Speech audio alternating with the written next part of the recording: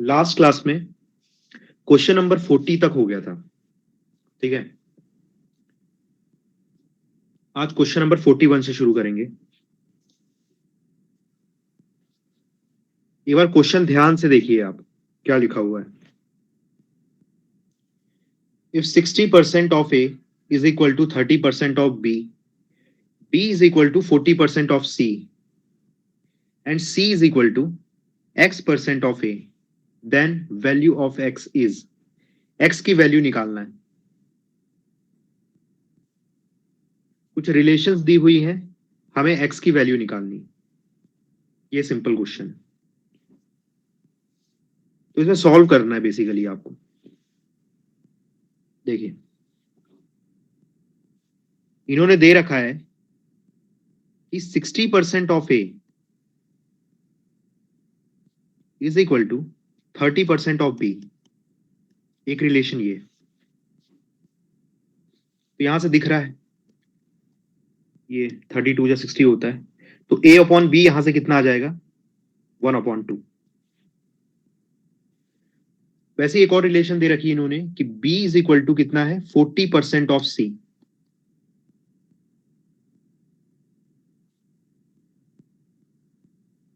ठीक है, 40% की वैल्यू आपको पता है, दैट इज 2/5 इंटू सी हो जाएगा ये। तो b अपॉन सी यहां से कितना आ जाएगा, 2/5 आ जाएगा। अब क्वेश्चन में इन्होंने बोला है कि भाई c जो है वो x a का कितना परसेंट है। ये जो स्टेटमेंट लिखा हुआ है ना, इसका मतलब है कि c a का कितना परसेंट है, वही निकालना है हमें। बेसिकली ए और सी के बीच में रिलेशन स्टैब्लिश करनी है। लास्ट क्लास में हमने डिस्कस किया था कि कैसे किसी दो रेशियो को हम कंपेयर कर सकते हैं, उसके लिए कुछ चीज कॉमन होना चाहिए। जैसे यहां पर बी कॉमन है, यहां पर देखिए आप, बी कॉमन है और बी की वैल्यू भी सेम है, 2 है, यहां पर भी 2 है। तो ए और सी के बीच में रिलेशन हम यहां लिख सकते हैं। तो ए अपॉन सी कितना हो जाएगा, ए की वैल्यू 1 है और सी की वैल्यू है 5, तो ए अपॉन सी इज 1/5। अब मुझे निकालना है कि सी ए का कितना परसेंट है। तो सिंपल है भाई, सी जो है 5 यूनिट है, ए 1 यूनिट है, तो ये आ जाएगा परसेंट। ये कितना हो जाएगा, 500%। तो एक्स की वैल्यू क्या हो जाएगी, 500। ये डी ऑप्शन है।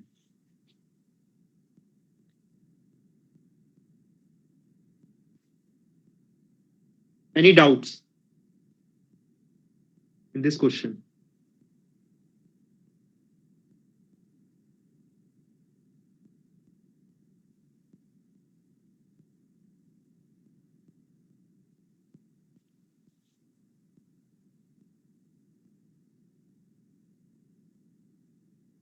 लास्ट क्लास में कंसेप्ट डिस्कस किया था, दो रेशियो के बीच के रिलेशन निकालने का, उसी का यूज किया है यहाँ पे। और फिर यहाँ पर तो कुछ नहीं किया है, सिर्फ परसेंट निकाला है। सी का परसेंट विद रिस्पेक्ट टू ए ये निकाल लिया है। तो यही था भाई, सी ए का कितना परसेंट है, तो एक्स की वैल्यू निकालनी थी, तो एक्स ये 500 है। ठीक है, next question. A number is increased by x%. To get back to the original number, it is to be reduced by, फिर ऑप्शंस दिए हुए हैं। एग्जाम का क्वेश्चन है और बहुत ही अच्छा क्वेश्चन है।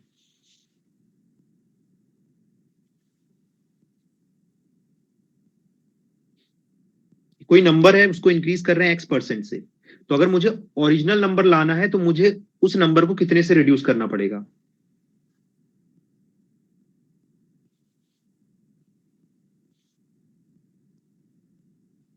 तो मैं मान लेता हूं कि नंबर 100 है, फॉर एग्जाम्पल 100। तो क्वेश्चन में दिया है कि मैं उस नंबर को x% से इंक्रीज कर रहा हूं, तो 100 को अगर x% से इंक्रीज कर दूंगा। अच्छा, इन क्वेश्चन में जो भी मेथड डिस्कस कर रहा हूं वो बेस्ट मेथड बता रहा हूं मैं सिर्फ। ओरिजिनल मेथड क्या है, एक्स और वाई लेकर के, अगेन मैं वही चीज रिपीट कर रहा हूं, वो मेथड हम यहाँ नहीं कर रहे हैं, वो आप खुद से ट्राई कर सकते हो। ठीक है, यहाँ पर जैसे आपको एग्जाम में क्वेश्चन को करना है वो वाली मेथड हम यहाँ डिस्कस करेंगे। ठीक है, कुछ भी नया नहीं है, 100 हमने पहले भी क्वेश्चनों में लिया हुआ है। ठीक है, आपको पता है कि 100 ले सकते हैं, यूनिट 100 यूनिट। ठीक है, तो 100 मान लिया मैंने नंबर को, 100 यूनिट्स कह सकते हो आप। तो 100 क्वेश्चन में क्या बोला है कि a number is increase by x%। तो 100 अगर नंबर है तो x% में इंक्रीज कर दूंगा तो नंबर कितना हो जाएगा, 100 प्लस x हो जाएगा न्यू नंबर। इसमें तो कोई डाउट ही नहीं होना चाहिए, क्योंकि 100 का x% इज x, क्योंकि 100 का 10% 10 होता है, 20% 20 होता है, तो 100 का x% कितना हो जाएगा, x हो जाएगा, है ना। नंबर मेरा 100 था तो नया नंबर क्या हो जाएगा, 100 प्लस x, अगर मैं x% से इंक्रीज कर दूंगा तो। या आप ऐसे भी बोल सकते हो कि 100 प्लस x अपॉन 100% ऑफ 100, ठीक है। ऐसे ही होता है ना जब इंक्रीज करते हैं नंबर को, तो यहां से भी 100 प्लस x आएगा। अब क्वेश्चन में ये है कि मुझे अगर सेम वापस वही नंबर लाना है तो मुझे कितने परसेंट से जो है डिक्रीज करना पड़ेगा, ये क्वेश्चन है। तो 100 प्लस एक्स मेरा अब नंबर क्या है, 100 प्लस एक्स है, मुझे क्या लाना है, 100 लाना है, तो मुझे कितना माइनस करना पड़ेगा इसमें, माइनस एक्स, ठीक है। तो अब परसेंट निकाल लो भाई, एक्स रिड्यूस करना है, कितने पे रिड्यूस करना है, 100 प्लस एक्स पे रिड्यूस करना है, तो ये परसेंट आ गया, है ना। क्वेश्चन में यही पूछा था कि भाई अगर आपको वापस 100 लाना है तो आपको कितने परसेंट से रिड्यूस करना पड़ेगा जो आपका नया नंबर आया है।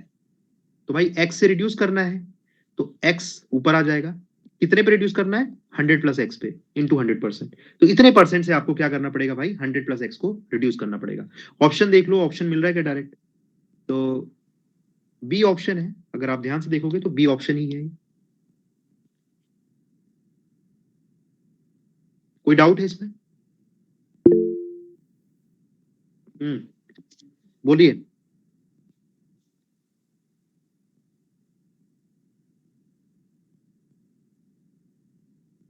डी ऑप्शन रहेगा, अच्छा, एक मिनट, हाँ डी ऑप्शन है, बी नहीं है, एक मिनट, डी बी ही तो है, सॉरी। डी क्यों रहेगा भाई, 100 इंटू एक्स, 100 एक्स हो जाएगा ऊपर, ध्यान से देखो।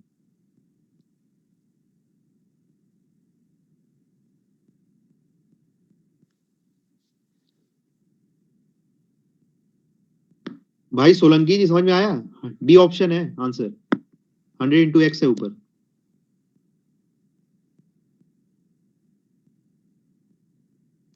ठीक है, चलिए नेक्स्ट क्वेश्चन देखते हैं। तो इस तरीके से इन क्वेश्चन को करना होता है,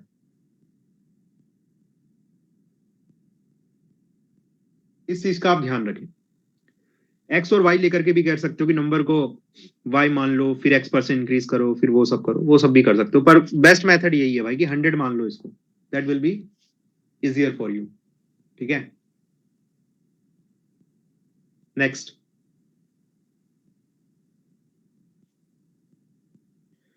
ये जो क्वेश्चन है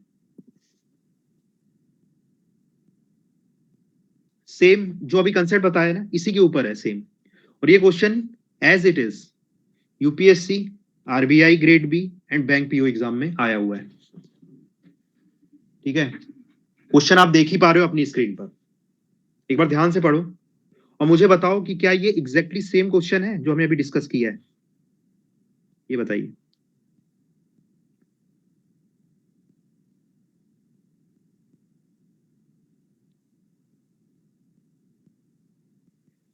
तो ये क्वेश्चन आप लोगों के लिए होमवर्क है, ठीक है। मल्टीपल एग्जाम में यही टेलीविजन वाला, टीवी वाला क्वेश्चन आया है जो कि 25% के, मतलब इवन परसेंट भी चेंज नहीं किया है, एज इट इज क्वेश्चन, ठीक है।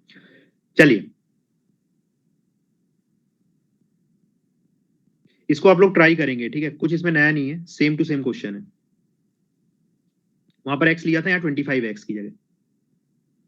चलिए 100 लेके ही करना है आपको, ठीक है। 100 मान लेना वैल्यू, 25% से इंक्रीज कर लेना, वैसे करना है, ठीक है। मेरे ख्याल से कर ही लोगे, सी ऑप्शन भी आ गया कुछ लोग का, ठीक है। इसका आंसर, आंसर इसका देख लेना क्या आ रहा है, ठीक है।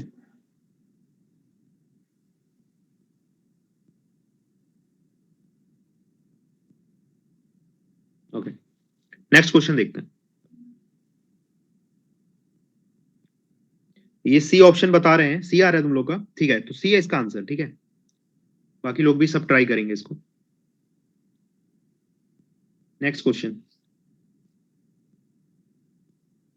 क्वेश्चन है हाँ, अब ये क्वेश्चन है पॉपुलेशन के ऊपर, ठीक है। हाँ, पॉपुलेशन वाले क्वेश्चन है। तो देखो, टाइप ही मान लो इसको कि भाई पॉपुलेशन के ऊपर क्वेश्चन आते हैं, ठीक है, परसेंट। क्वेश्चन है, the population of A town is 1,89,000. 4/9 of them are male and rest are female.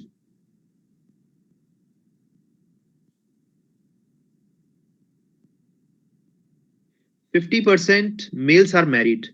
Find the percent of married population and find the percent of married female. ठीक है, दो क्वेश्चन है basically इसमें।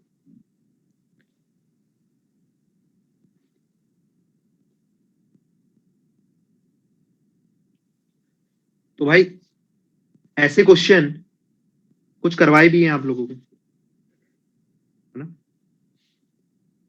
तो solution देखिए, बोल रहा है ये कि 4/9 फ्रैक्शन में दिया हुआ है, 4/9 ऑफ देम आर मेल। इसका मतलब क्या है? इसका मतलब ये है कि 4 मेल है। अगर टोटल पॉपुलेशन जो है 9 है तो उसमें 4 मेल है। तो मैं क्या ये लिख सकता हूं, मेल फीमेल। तो मेल भाई 4 है, अगर मैं टोटल पॉपुलेशन 9 मान लेता हूं, मेल 4 हो गए, तो बचे हुए क्या हो जाएंगे, फीमेल। तो 5 फीमेल हो जाएंगे। इसने बोला भाई 50% ऑफ मेल्स आर मैरिड। जितने मेल्स हैं उसके 50% मैरिड है। 50% मतलब 1/2। तो 4 का 1/2 कितना हो जाएगा, 2। तो ये क्या हो जाएगा भाई, मैरिड पॉपुलेशन हो जाएगी, है ना।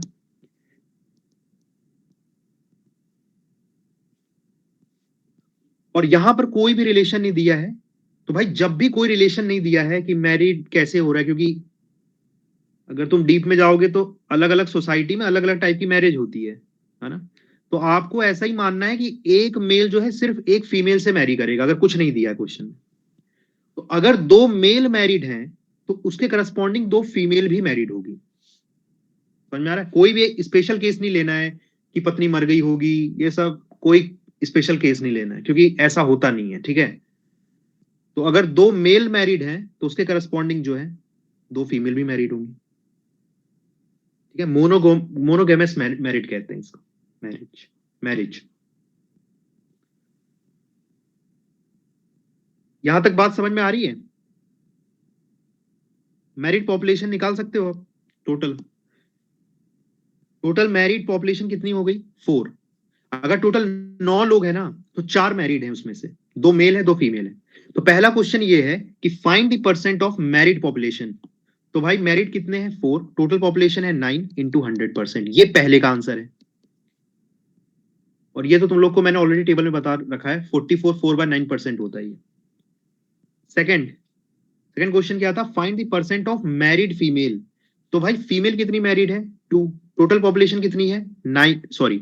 अब देखिए यहां पर find the percent of married female, मतलब फीमेल में कितनी मैरिड है उसका परसेंट निकालना है। तो नीचे टोटल पॉपुलेशन नहीं आएगा, नीचे आएगा टोटल नंबर ऑफ फीमेल्स। इस चीज का ध्यान रखना है आपको।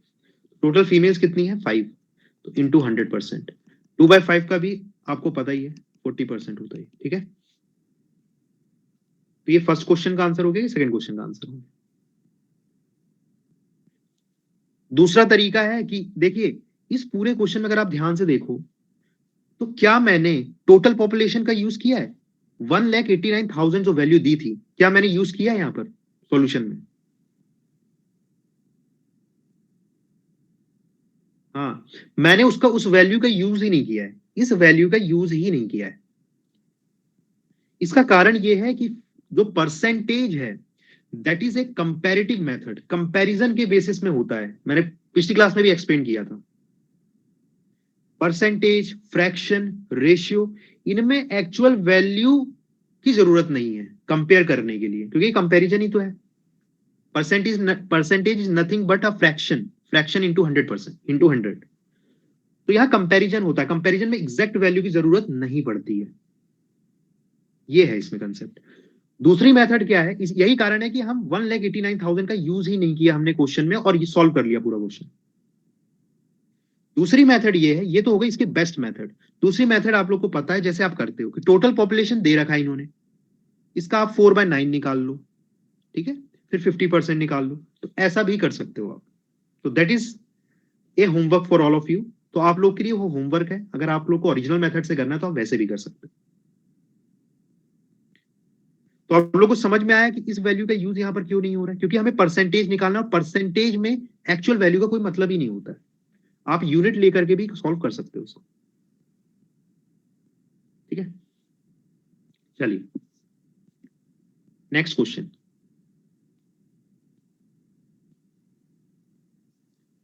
इन ए office 40% of staff is female, 70% of the female staff and 50% of the male staff are married. The percentage of the unmarried staff in the office is, तो आपको परसेंटेज निकालना है अविवाहित लोगों का, कितना परसेंट है ऑफिस में, ठीक है। और जिस तरीके से मुझे ऑप्शन दिख रहे हैं, तो ऑफिस की स्थिति तो बड़ी गड़बड़ लग रही है, बहुत लोग अनमैरिड है, ठीक है। क्या कारण हो सकता है पता नहीं, पर उससे हमें कुछ लेना देना नहीं, हमें क्वेश्चन सॉल्व करना है, ठीक है। चलिए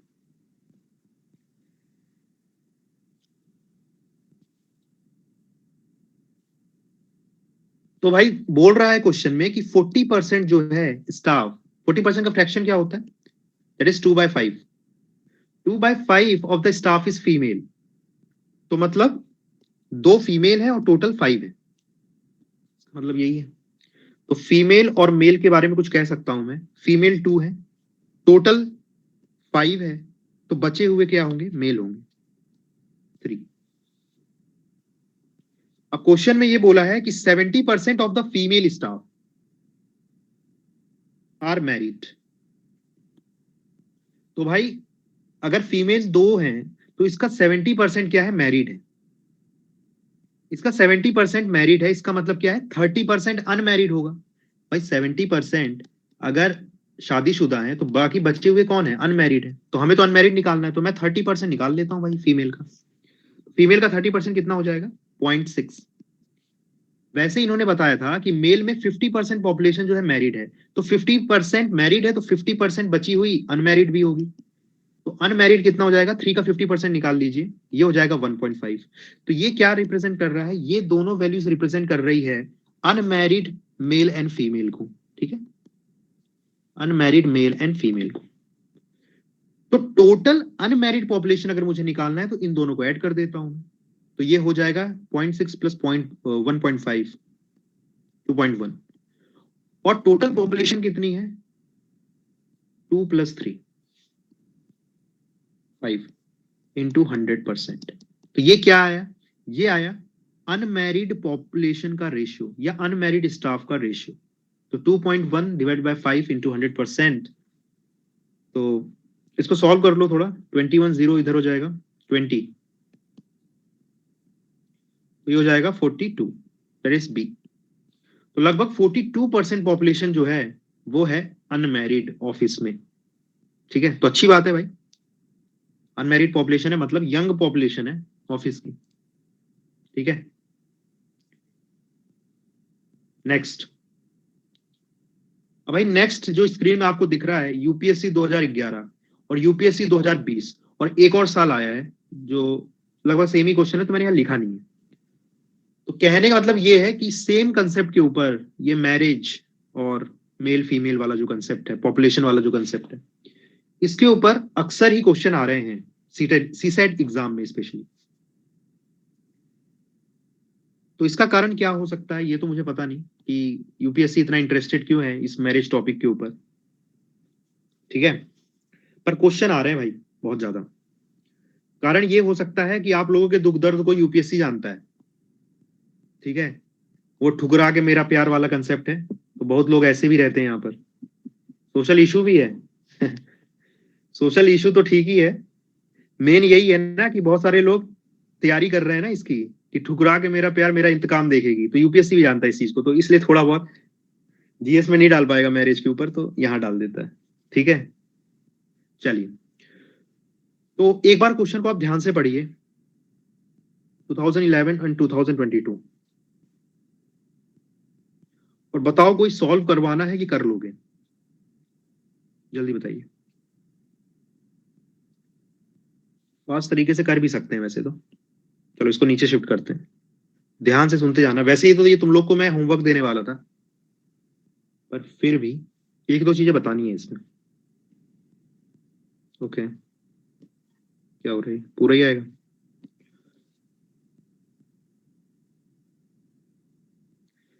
क्वेश्चन क्या है? In a group of person 70% of the person are male and 30% of the person are married. If 2/7 of the males are married, what fraction of the female is single?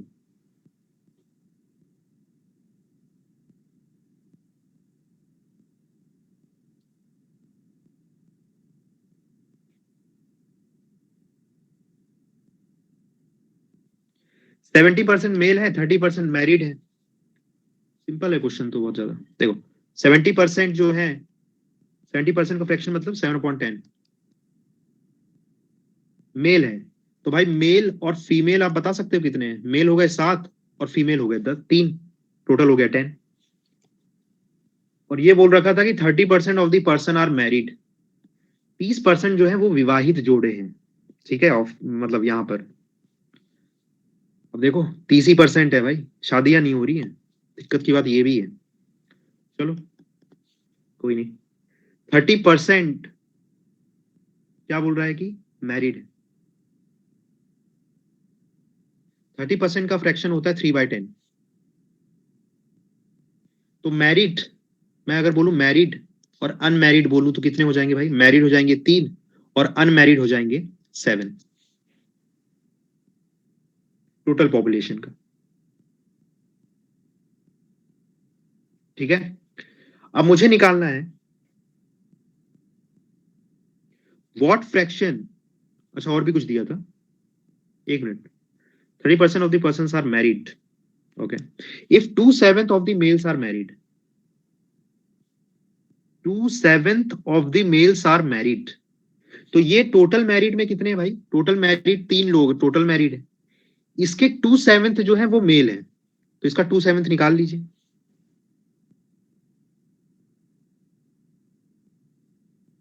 एक minute एक minute.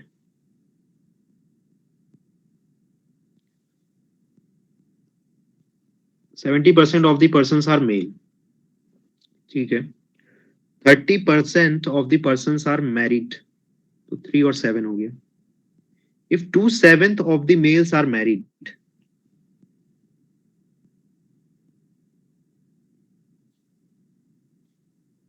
इसमें question, एक minute रुक जाओ।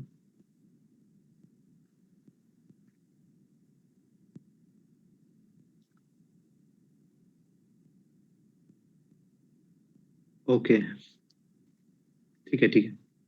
हाँ, इसे बोला है कि 2/7 of the males are married, तो टोटल मेल कितने हैं? 7 है। इसका 2/7 निकाल लो, कितना हो जाएगा? 2। तो मतलब टोटल 7 मेल है ना, तो उसमें से 2 मैरिड है, ये आ गया। और टोटल मैरिड लोग कितने हैं? 3।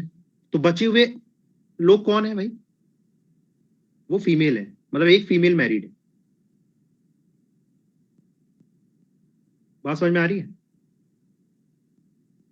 फीमेल मैरिड कितनी हो जाएगी?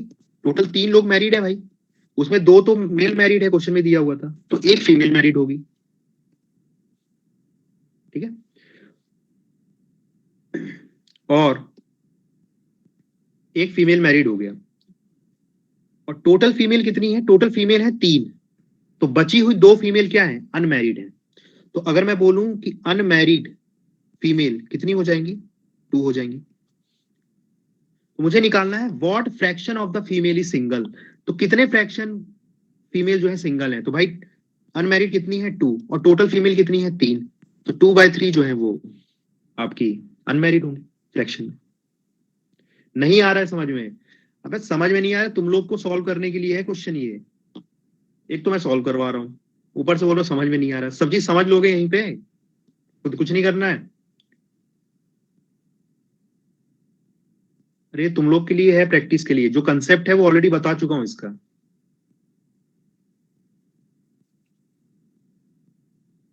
समझने के ऊपर हर क्वेश्चन में सॉल्व करवा दूंगा ना, उसका कोई सेंस नहीं है, ये चीज आप जान लीजिए।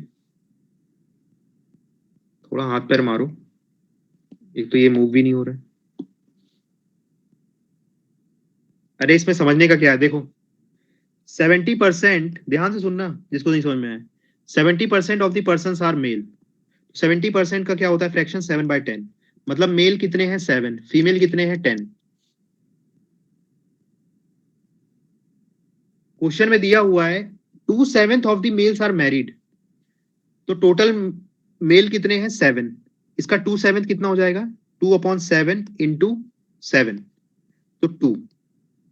तो क्वेश्चन में दिया है कि 2/7 मेल जो है वो मैरिड है, तो टोटल 7 मेल है, उसका 2/7 निकाल लीजिए 2। ये क्या है, ये आया है मैरिड मेल, मैं एमएम लिख देता हूं, मैरिड मेल मतलब 2 आदमी लोग शादीशुदा हैं। और क्वेश्चन में ये दिया हुआ था कि 30% of the person are married, 30% मतलब होता है 3/10, मतलब मैरिड, टोटल मैरिड लोग कितने हैं 3, ये क्वेश्चन में दिया हुआ है ना। तो अभी मैंने निकाला कि 2 तो मेल मैरिड है, तो और टोटल कितने मैरिड है 3, तो बचे हुए एक जो आदमी है वो क्या होगी, वो होगी मैरिड फीमेल, मैरिड फीमेल होगी 1, और टोटल फीमेल कितनी है, टोटल फीमेल इज 10।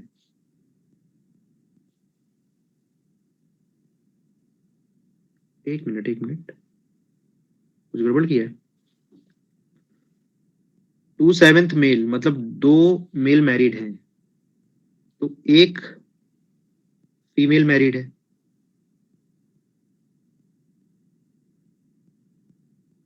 फीमेल 3 होंगी ना सर, हाँ मैंने कुछ तो गड़बड़ किया है। अरे यार 1 मिनट रुको, 1 मिनट। अरे यार यही गड़बड़ किया तो बताया तो करो, ये 3 होगा 3, हाँ ये 3 है, ठीक है। हाँ यही तो गड़बड़ था भाई, 7 मेल है, टोटल 10 है, तो मेल 7 हो जाएंगे और फीमेल 3 हो जाएंगी, ठीक है। तो इसमें अगर 2 मेल मैरिड हैं और टोटल पॉपुलेशन में 3 लोग मैरिड हैं, तो बाकी बचा हुआ एक आदमी कौन होगा, वो फीमेल होगी जो कि मैरिड है। टोटल फीमेल है 3, उसमें से एक फीमेल जो है वो मैरिड है, तो बाकी बची हुई 2 फीमेल क्या है, अनमैरिड फीमेल है। क्वेश्चन में निकालना है कि कितने फ्रैक्शन निकालना है, कितने अनमैरिड फीमेल है। तो भाई 2 अनमैरिड फीमेल है और टोटल फीमेल है 3, यही इनका फ्रैक्शन है। इसी से आप परसेंट भी निकाल सकते हैं, लेकिन सिर्फ इसमें फ्रैक्शन बोला है तो फ्रैक्शन ये हो जाएगा, unmarried female upon total number of female, 2/3, D option. क्या है इसमें,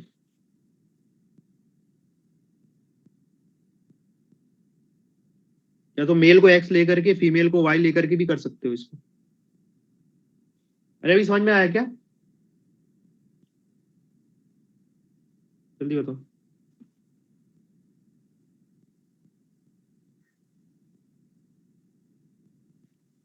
जल्दी बताइए। ठीक है, जिसको नहीं आया एक बार फिर से देख लेना, कुछ इसमें कुछ खतरनाक चीज नहीं बताई है, सब वैसी ही है, ठीक है। फ्रैक्शन का ही खेल है, इसमें 2 फ्रैक्शन दे रखे हैं, दोनों फ्रैक्शन में कोरिलेट करना है चीजों को, ठीक है। चलिए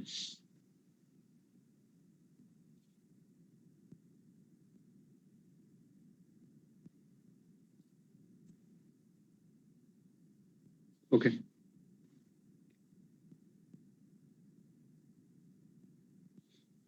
ठीक है। और ये वाला जो क्वेश्चन है इसको आपको सॉल्व करना है, ये आप लोग के लिए होमवर्क है, 2020 वाला। एक बार पढ़ लीजिए इस क्वेश्चन को, कोई डाउट है तो बताइए।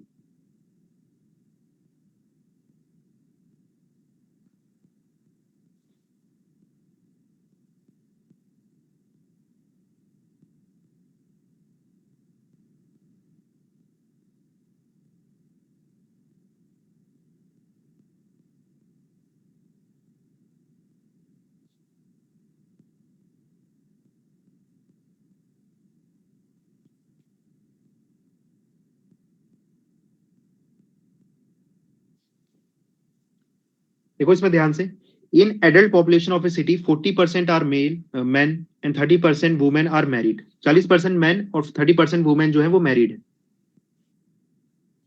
What is the percent of married adult population if no man marries more than one woman and no woman marries more than one man and there are no widows and widowers। मतलब कहना ये चाह रहा है कि जितने man married है उतने वुमेन मैरिड है। ये पूरी लाइन का मतलब यही है, कोई भी स्पेशल केस नहीं। जितने मेल मैरिड होंगे उतने ही फीमेल होगा, क्योंकि ऑब्वियस सी बात है ना कि एक कपल होता है, कपल में एक मेल होता है एक फीमेल होता है, तो उनके मैरिड पॉपुलेशन में मेल जितने होंगे उतने ही फीमेल होंगे, बस इतना ही। तो फिर ऑप्शंस दे रखा है ये, हमें पूछ रहा है कि क्या निकालना है हमें, what is percentage of married adult population, married population का रेशियो निकालना है हमको, ये है कंसेप्ट यहाँ।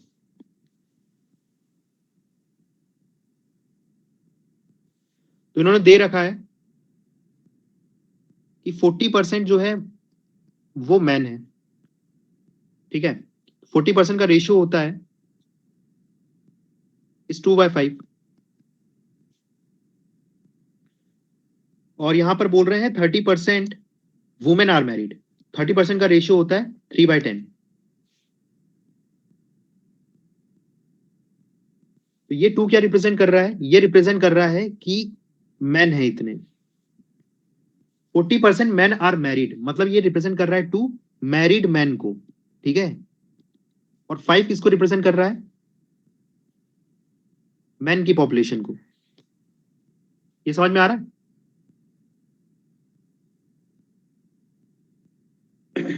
और यहां पर 30% वुमेन आर मैरिड, तो 3 किसको रिप्रेजेंट कर रहा है, मैरिड वुमेन को, और 10 रिप्रेजेंट कर रहा है आपको टोटल वुमेन को, ठीक है।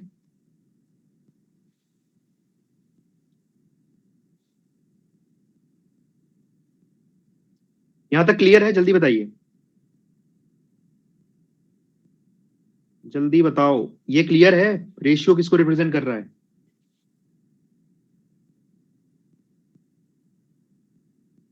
ठीक है। अब यहां पर क्वेश्चन में इन्होंने ये बोल रखा है, देखो ध्यान से, क्वेश्चन में बोल रहा है कि जितने मैन मैरिड है उतने ही वुमेन भी मैरिड है। तो भाई मैरिड मैन अगर आप इस रेशियो में देखो, तो मैरिड मैन यहां पर कितने आ रहे हैं 2, और मैरिड वुमेन यहां पर कितनी आ रही है 3, पर क्वेश्चन में बोला कि दोनों बराबर है। सही बात है ना, क्वेश्चन में तो ये बोला दोनों बराबर है, पर यहां आप देख रहे हो कि यहाँ 2 है यहाँ 3 है। तो क्या मैं इनको बराबर कर सकता हूं, क्वेश्चन अब यही है, क्या बराबर कर सकते हैं इसको, क्योंकि क्वेश्चन के हिसाब से इन्हें बराबर होना चाहिए, तब फिर यूनिट वाली मेथड लगा सकते हैं। समझ में आ रहा। तो इनको बराबर करने के लिए इनका एलसीएम ले लो, बिल्कुल इनका एलसीएम आता है 6। तो इसको इंटू कर दो 3 से, इसको इंटू कर दो 3 से, इसको इंटू कर दो 2 से, इंटू कर दो 2 से, तो ये वाला फ्रैक्शन क्या हो जाएगा बेटा, ये हो जाएगा 6/15। ये वाला फ्रैक्शन क्या हो जाएगा 6/20। अब क्या है, अब देखिए, ये किसको रिप्रेजेंट कर रहा है, मैरिड मैन को, ये किसको रिप्रेजेंट कर रहा है, मैरिड मैरिड वुमेन को, दोनों इक्वल होने चाहिए, दोनों इक्वल है। तो अब यहां पर मैं क्या बोल सकता हूं कि मैरिड मैरिड जो, मैं कुछ यहां पर चीजें बोल सकता हूं, देखो मैरिड मैन कितने हैं भाई, 6 है, मैरिड वुमेन भी कितनी है, 6 है। मैन कितने हो गए टोटल, ये नीचे वाला किसको रिप्रेजेंट कर रहा था, मैन को रिप्रेजेंट कर रहा था, तो मैन कितने हो गए 16, वुमेन कितनी हो गई, ये यहां पर 20। तो मुझे निकालना है what is the percentage of married adult population, मतलब जितने लोग मैरिड है उनका परसेंटेज निकालना है। तो मैरिड कितने लोग हैं, 6 मैन और 6 वुमेन, टोटल 12। सर मैन 15 है, सॉरी 15, ठीक है। तो 12 हो गए टोटल मैरिड पॉपुलेशन, और डिवाइडेड बाय टोटल पॉपुलेशन क्या है भाई, टोटल मैन जितने हैं टोटल वुमेन जितने उनको ऐड कर दो, ये टोटल पॉपुलेशन मिल जाएगा। 15 + 20 इज 35, 12/35 इंटू 100%, ये आपका आंसर है। अब इसी को मैं अगर एक्चुअल तरीके से करूंगा बेटा, तो वही है, फिर आपको मैन को एक्स लेना पड़ेगा, वुमेन को वाई लेना पड़ेगा, दो इक्वेशंस बनाओ, ठीक है, वहां से भी सॉल्व कर सकते हो। पर ये इसका बेस्ट मेथड है, जो कंडीशन दी हुई है उसके हिसाब से मैंने क्या किया, एक मिनट यार क्या हो गया, जो कंडीशंस दी हुई है उसके हिसाब से मैंने क्या किया, फ्रैक्शन को पहले इक्वल कर दिया। एक मिनट यार,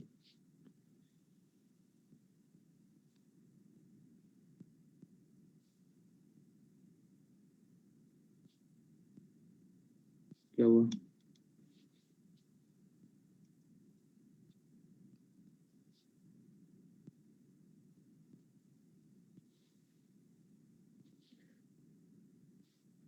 एक मिनट एक मिनट,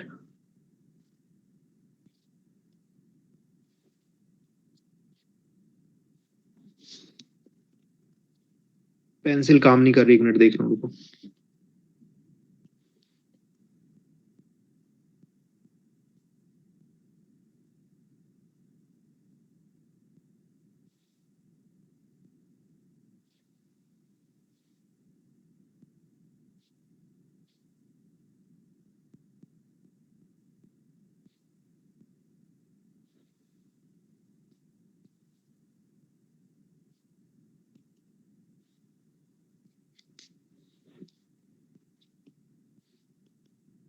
ये तो काम ही करना बंद हो गई, व्हाट हैपेंड?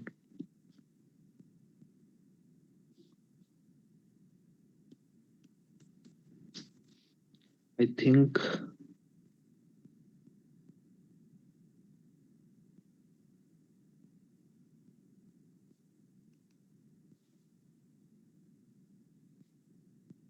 ओके ओके, ठीक है।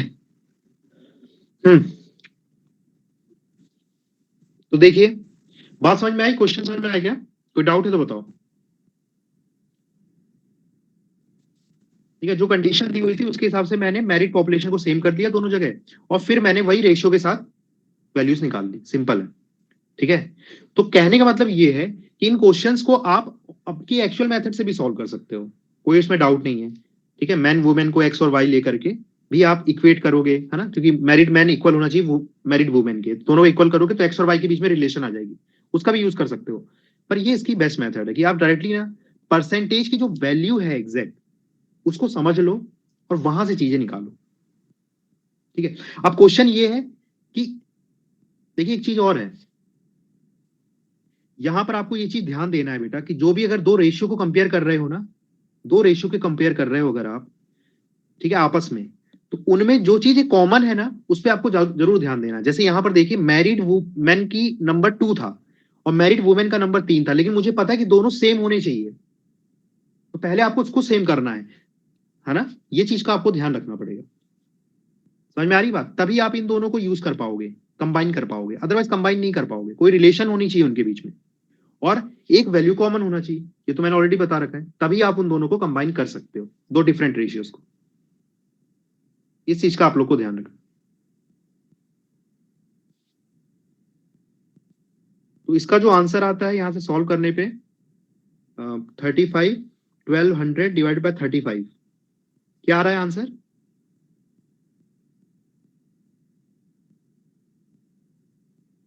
एक मिनट, इसमें आई थिंक ये थोड़ा मिस प्रिंट है, यहाँ पर पॉइंट है कहीं पे, ठीक है, तो मैंने कॉपी किया है ना, यहाँ पर पॉइंट आएगा, ऑप्शंस गलत कॉपी हुए हैं। ठीक है, कोई ऑप्शन मैच हो रहा है इसमें, एक बार देखो। 1200 डिवाइड बाय 35 कितना आ रहा है?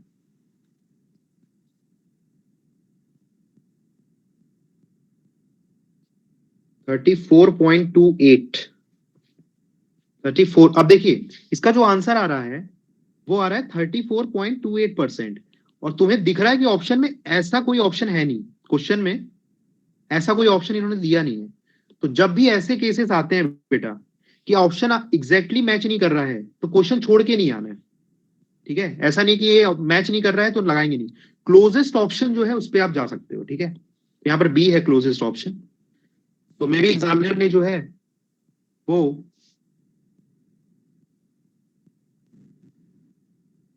वो उसको कर दिया, अप्रोक्सीमेट ऑप्शंस दिए हुए हैं। ठीक है, 34% इज योर करेक्ट आंसर। ठीक है,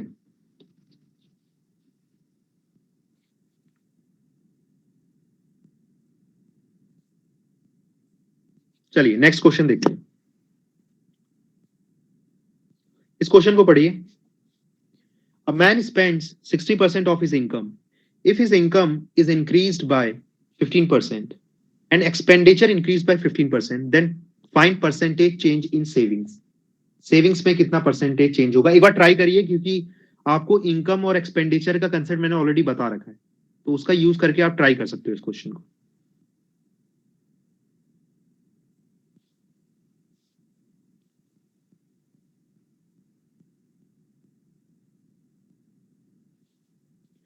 और जितने भी लोगों को ये प्रीवियस दो क्वेश्चन नहीं समझ में आए हैं जिस मेथड से मैंने करवाया है, तो आप उसको ओरिजिनल मेथड से भी कर सकते हो, ठीक है। पर आप कोशिश करो, एक बार जब वीडियो अपलोड होगा तो आप एक बार कोशिश करो, उसको 2-3 बार देखोगे ना, समझ में आ जाएगा कि मैंने क्या करवाया, ठीक है। तो मल्टीपल टाइम देखो जिनको नहीं समझ में आया, और आपको ना यही मेथड समझनी है बेटा एग्जाम के हिसाब से, ठीक है। आप जो आपकी ट्रेडिशनल मेथड है एक्स और वाई लेने की, उसको अवॉइड करना ही तो सीखना है यहाँ पर, ठीक है। तो इसको ही समझना है आपको, तो इसको समझ लो तो आपके लिए बड़ी बेटर रहेगा कि यही क्वेश्चन रिपीट हो रहे हैं बार बार, ठीक है। चलिए, ठीक है, इस क्वेश्चन को देखिए।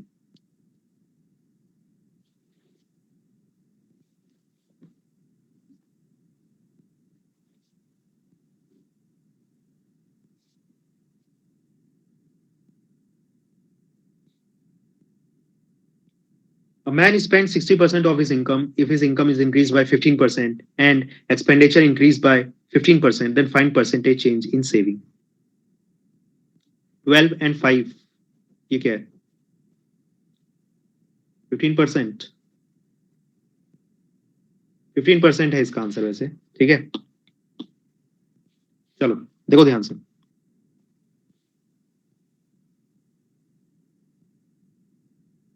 तो इसमें क्वेश्चन में ये कर सकते हो भाई, इनकम को एक्स मान लो, ठीक है, एक्सपेंडिचर को वाई मान लो, ऐसे करके भी आप कर सकते हो, पर हम वैसा नहीं करेंगे, ठीक है। देखिए ध्यान से, इनकम है, एक्सपेंडिचर है और सेविंग्स है। आपको पता है कि इनकम जो होती है या तो एक्सपेंडिचर में जाएगी या तो सेविंग में जाएगी, या मैं ऐसा भी कह सकता हूं कि एक्सपेंडिचर प्लस सेविंग ही क्या होती है, मेरी इनकम होती है। खर्चा और जो मैं बचत करता हूं उन दोनों का सम मेरी इनकम के बराबर ही होता है, ठीक है।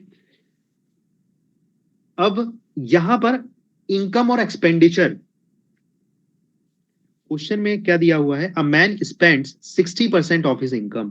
ध्यान से देखो बेटा, 60% की वैल्यू पहले पता करो। 60% का फ्रैक्शन में क्या होता है, 3/5।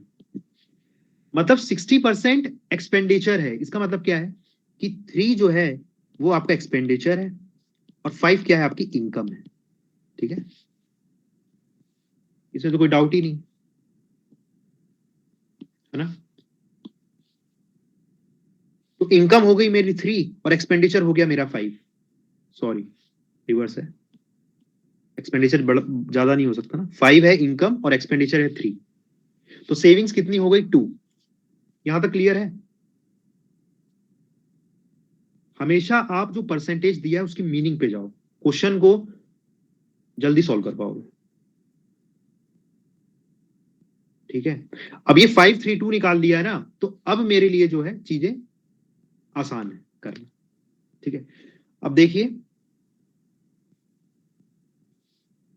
इसका आप 15% निकालिए। अब क्वेश्चन में ये बोला है कि जो आपकी इनकम है ना वो इंक्रीज हो रही है 15% से, इनकम इंक्रीज हो रही है 15% से। 15% क्या होता है, 15/100, ठीक है। 3 बाय आपका 20 होता है ये, है ना।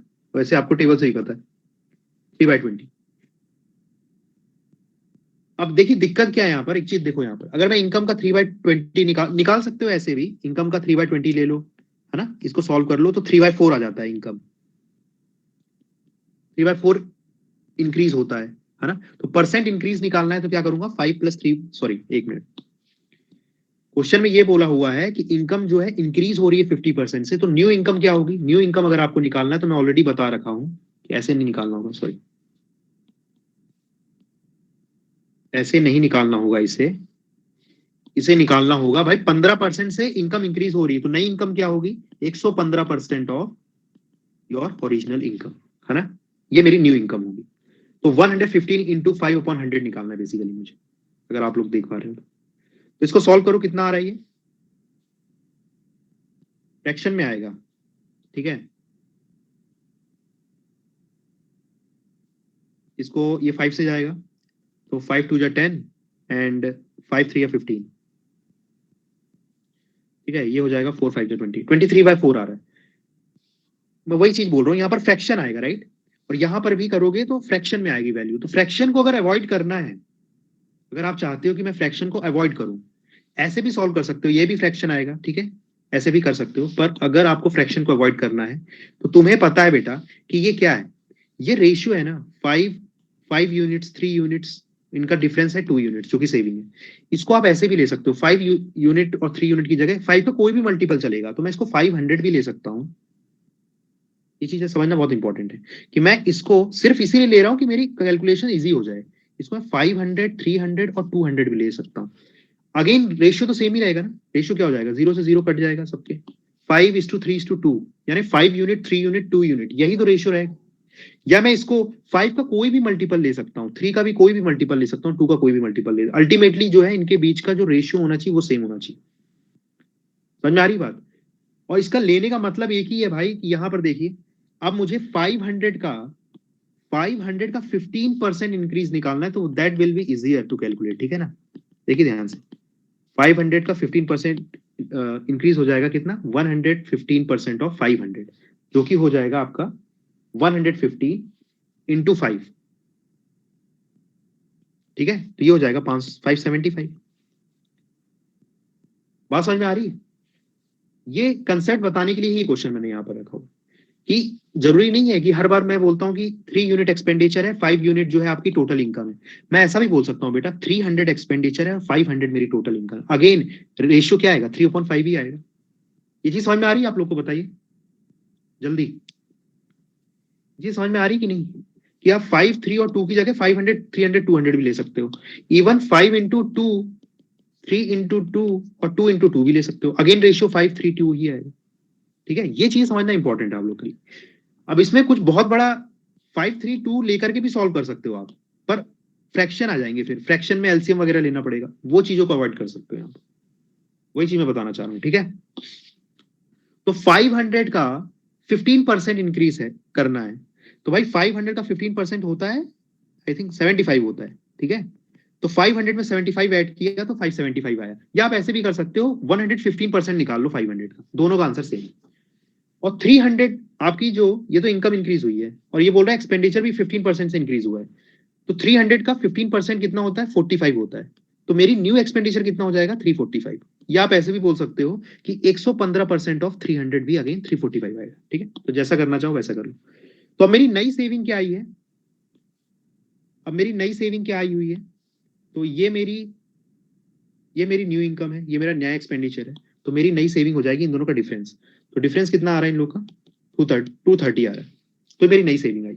अब क्वेश्चन में बोल रहा है कि परसेंटेज चेंज इन सेविंग, तो सेविंग आपकी कितने परसेंट से चेंज हुई है। तो मेरी ये नई सेविंग है, ये पुरानी सेविंग है, दोनों का डिफरेंस निकाल लो, तो 30 आ जाएगा। और 30 सेविंग बढ़ी है, और कितने में बढ़ी है, 200 पे, तो ये मेरा परसेंटेज सेविंग में जो है चेंज आ जाएगा, ठीक है। 30/200 इंटू 100, तो इसको थोड़ा सॉल्व कर लोगे तो ये तो दिख रहा है 100 टू 15, ये 15% आ जाएगा, ठीक है। यही आंसर है।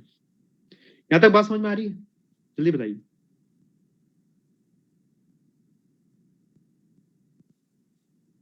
ये तो हो गई इसकी मेथड 1। बाकी लोग बताइए, कोई डाउट है क्या किसी स्टेप में, तो बताइए, हैंड रेज करिए, मैं जो भी डाउट है पूछ सकते हो आप।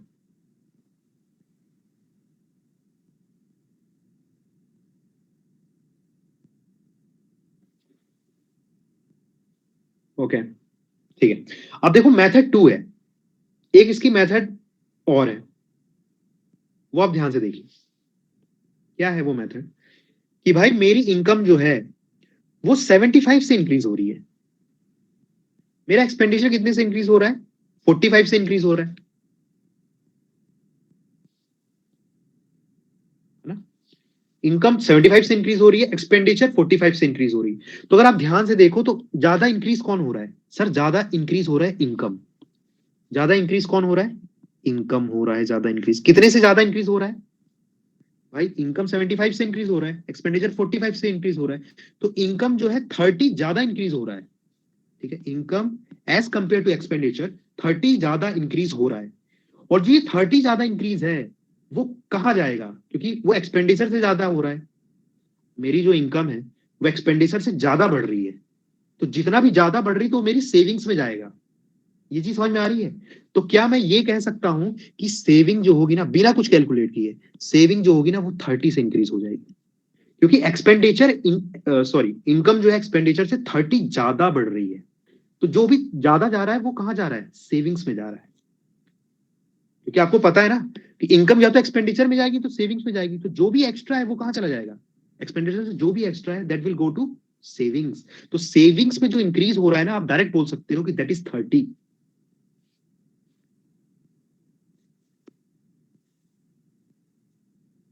तो यहां से भी आप निकाल सकते हो कि भाई सेविंग्स में चेंज कितना हुआ? 30 का। कितने में चेंज हुआ? 200 में। ठीक है, यहां से भी निकाल सकते हो, सेम आएगा। ये चीज समझ में आ रही? बताइए, जो सेकंड मैंने चीज आप लोग को यहाँ पर बताया है वो समझ में आया आप लोग को? ठीक है, जिनको नहीं समझ में आया कोई दिक्कत की बात नहीं है। मेथड 1 को ही थोड़ा सा एक और चीज मैंने यहाँ पर बताई है जो आप यहाँ पर देख सकते हो ध्यान से। ठीक है, चलिए, कुछ ऐसा नहीं है, मेथड 1 ही है वैसे इसका आंसर। ठीक है, चलिए आगे देखते हैं।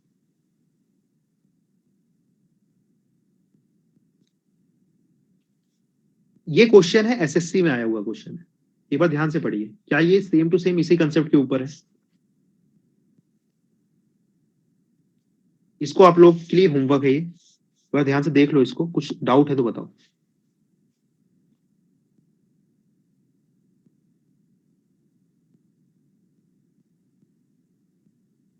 ऑप्शन ये कैसे कॉपी हुई ये मुझे देखना पड़ेगा, ऑप्शन में मत जाना भाई। Option I think mix fraction होगा ये। ठीक है, ये मिक्स फ्रैक्शन होगा। ठीक है, तो आप लोग ना अपने से सॉल्व करो और देख लेना, ये शायद मिसप्रिंट हुआ है यहाँ पर। ठीक है, तो वो वेरीफाई कर लेना आप लोग अपने से। ठीक है, ये होमवर्क है। चलिए नेक्स्ट।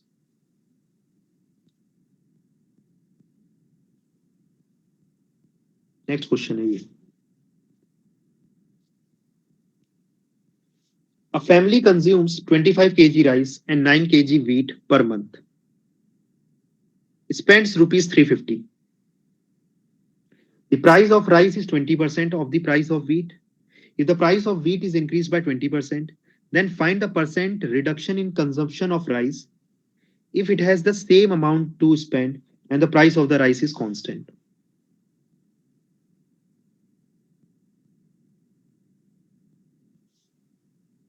ठीक है, तो बहुत लंबा चौड़ा क्वेश्चन है। आई थिंक ये इसके बाद भी है। हाँ, ये डिस्क्रिप्टिव टाइप के कुछ क्वेश्चन आते हैं जिनमें बहुत सारी इंफॉर्मेशन दी रहती है। ध्यान से देखो एक बार, पहले क्वेश्चन समझते हैं, हिंदी में बताता हूँ एक बार। भाई कोई फैमिली है, वो 25 केजी राइस और 9 केजी वीट जो है हर मंथ यूज करती है, और टोटल खर्चा कितना होता है हर मंथ उनका? 350 होता है। अब क्या हुआ भाई, राइस का प्राइस जो है 20% से इंक्रीज हुआ। तो सॉरी, राइस का प्राइस इन्होंने बता रखा है कि 20% है वीट के राइस का, ये तो इन्फॉर्मेशन दे रखी है उन्होंने। और फिर बता रहे हैं कि वीट का जो प्राइस है वो 20% से बढ़ गया। तो आपको निकालना है कि वो कंजम्पशन कितना कम करें कि उनका सेम अमाउंट जो है वो स्पेंड हो। मतलब पहले देखो, पहले ये 350 स्पेंड कर रहे थे अपने खाने पर, अभी भी इन्हें 350 ही स्पेंड करना है। ठीक है, तो पहले कुछ क्वांटिटी यूज कर रहे थे ये लोग, 25 किलो राइस और 9 किलो वीट, ये खरीद रहे थे 350 में। अभी क्या हुआ, अगर भाई वीट का प्राइस जो है वो बढ़ जाता है ना, मतलब किसी क्वांटिटी किसी आइटम का प्राइस अगर बढ़ जाएगा और आपको आपके टोटल स्पेंड जो करते रहे हो अमाउंट वो सेम रखना है, तो ऑब्वियस सी बात है क्वांटिटी कम होगी। ये चीज समझ में आ रही है? तो क्वेश्चन में यही बोल रहा है कि कितना क्वांटिटी कम होगी उसका परसेंटेज निकालना है, क्योंकि भाई प्राइस तो सेम रखना है, टोटल खर्चा तो सेम रखना है। वीट का प्राइस बढ़ गया है, राइस का प्राइस तो सेम ही बता रहे हैं कि है, पर वीट का प्राइस जो है वो बढ़ गया है। तो बताइए कि कितना एक्सपेंडिचर कम करना पड़ेगा, ये है क्वेश्चन।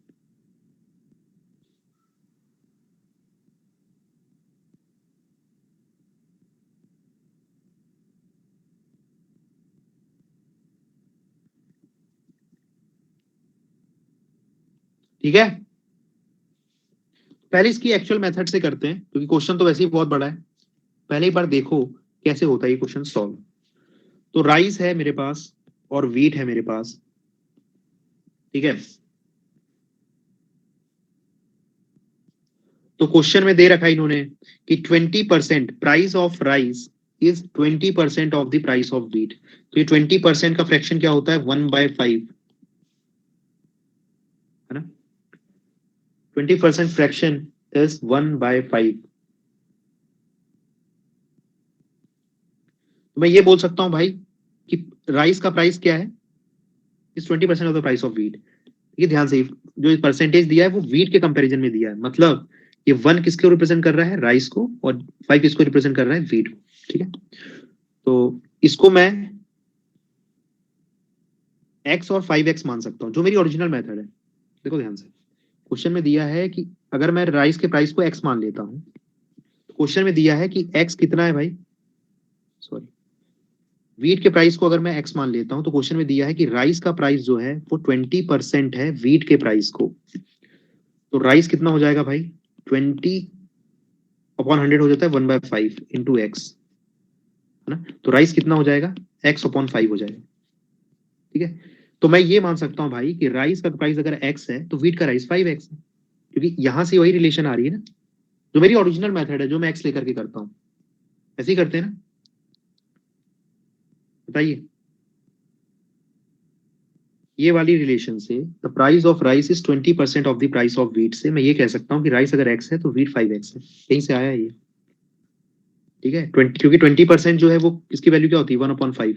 ये 1 रिप्रेजेंट कर रहा है राइस के प्राइस को और 5 रिप्रेजेंट कर रहा है व्हीट के प्राइस को।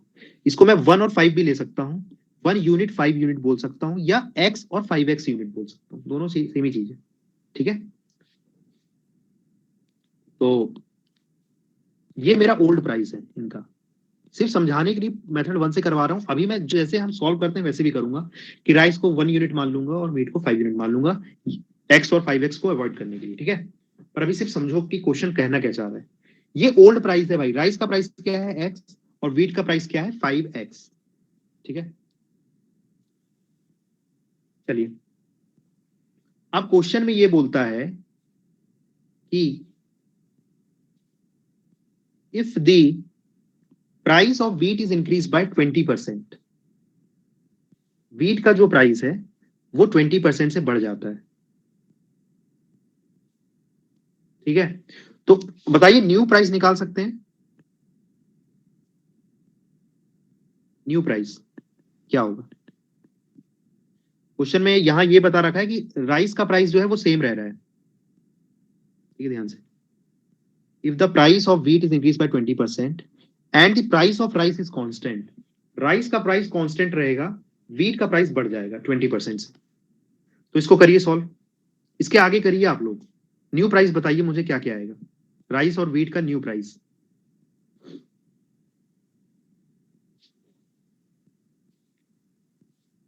इन टर्म्स ऑफ एक्स निकाल सकते हो आप।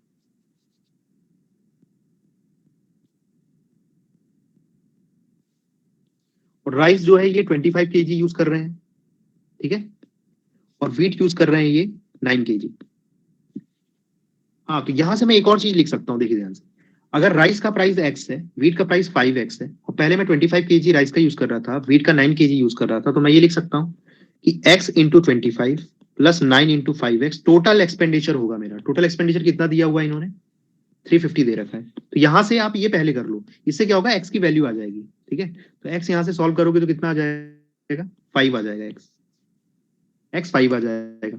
तो मैं क्या कह सकता हूं कि राइस का प्राइस कितना है भाई, 5 रुपीज है पर केजी, और व्हीट का प्राइस कितना हो जाएगा, 25 रुपीज पर केजी हो जाएगा। ये मैंने कैसे निकाला, टोटल प्राइस जो होगा वो क्या होगा, एक्स की क्वांटिटी 25 kg इंटू उसका प्राइस, वेट की क्वांटिटी 9 kg इंटू उसका प्राइस 5x। ये टोटल किसके बराबर होगा, क्वेश्चन में दे रखा था कि 350 के बराबर है ये, 350। तो यहां से x आ गया, तो मैंने यहां से क्या निकाल लिया, ओल्ड प्राइस निकाल लिया इनका 5 रुपीज एंड 25 रुपीज। ठीक है, तो न्यू प्राइस है, एक्स की टर्म्स में भी निकाल सकते थे, पर अभी क्योंकि ये रिलेशन इन्होंने दे रखी है तो इसका मैंने यूज कर लिया और वैल्यूज निकाल ली पहले। अब देखिए वीट का प्राइस जो है 20% से इंक्रीज हो रहा है, 20% मतलब कितना होता है, 1/5 फ्रैक्शन में। ठीक है, तो 25 रुपीज है, अब ये इंक्रीज हो रहा है 5% से, मतलब प्लस 5 और हो गया। 25 का 20% कितना होता है, 5 होता है, राइट। तो नया प्राइस कितना हो जाएगा 25 + 5 that is 30 rupees per KG, ये वीट का प्राइस हो जाएगा। और क्वेश्चन में ये बोल रहा है कि प्राइस ऑफ राइस कांस्टेंट रहता है, मतलब राइस का प्राइस नहीं बढ़ता है। तो अगर 5 रुपए पर केजी था तो अभी भी 5 रुपए पर केजी है। तो ये हो गया मेरा ओल्ड प्राइस इनके, और ये मेरा हो गया न्यू प्राइस। यहां तक किसी स्टेप में डाउट है तो बताओ जल्दी।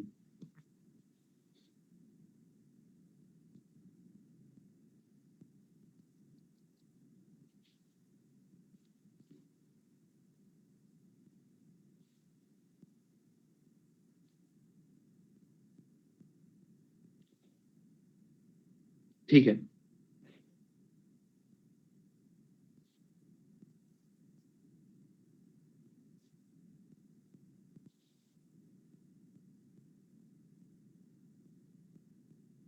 अब देखिए वीट का प्राइस जो है नया है वो 30 रुपए है, और क्वेश्चन में ये बोल रहा है कि राइस की क्वांटिटी अपन चेंज कर सकते हैं पर वीट की सेम ही रखनी है। तो वीट की अगर सेम रखनी है तो मुझे बताइए वीट के ऊपर कॉस्ट कितनी जाएगी भाई। हर केजी का प्राइस अब 30 हो चुका है और 9 केजी अपने को एक्सपेंड करना है, खरीदना है। तो 9 × 30 क्या हो जाएगी, पूरे वीट की कॉस्ट हो जाएगी। तो ये कितना हो जाएगा 270। तो भाई वीट के ऊपर जो खर्चा आएगा वो 270 आएगा, और टोटल अभी भी मुझे 350 रुपए ही एक्सपेंड करना है। ठीक है, तो 350 में से जो 270 घटा दूंगा ये कितना हो जाएगा 80। मतलब अब ये राइस खरीदने के लिए मेरे पास सिर्फ और सिर्फ 80 रुपीज है। समझ में आ रही बात। तो सिर्फ मेरे पास 80 रुपीज राइस खरीदने के लिए, और अब राइस की कॉस्ट कितनी है 5 रुपीज पर केजी। तो कितने केजी में राइस खरीद पाऊंगा 80/5 कितना हो जाएगा ये 16 केजी। तो क्वेश्चन में ये बोल रहा है कि मुझे बताना है कि find the percent reduction in consumption of rice, कि मैंने राइस में कितना परसेंट रिडक्शन हुआ है। तो भाई पहले मैं 25 केजी खरीद रहा था, अब मैं 16 केजी खरीद रहा हूं। तो रिडक्शन कितने का हुआ है 9 केजी का। कितने पे रिडक्शन हुआ है 25 केजी पे इंटू 100, यही मेरा आंसर है।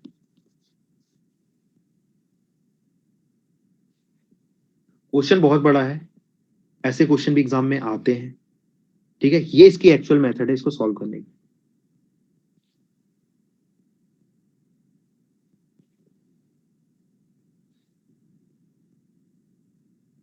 किसी स्टेप में डाउट है तो बताओ। डाउट है अंशिका, कोई डाउट है क्या, बताओ।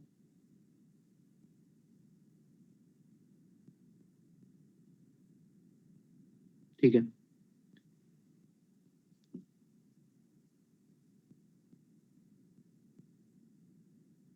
इसी चीज को दूसरे तरीके से भी आप कर सकते थे। चलो मैं इसको उधर करता हूं।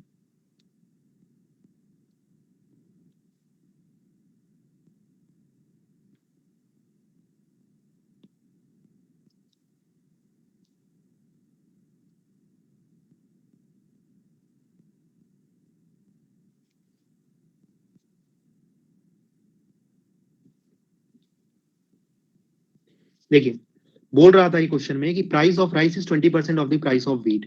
20% का मतलब क्या होता है 1/5। ये 1 किसको रिप्रेजेंट कर रहा है राइस के प्राइस को, ठीक है, और 5 किसको रिप्रेजेंट कर रहा है व्हीट के प्राइस को। ये मेरा राइस है, ये व्हीट है।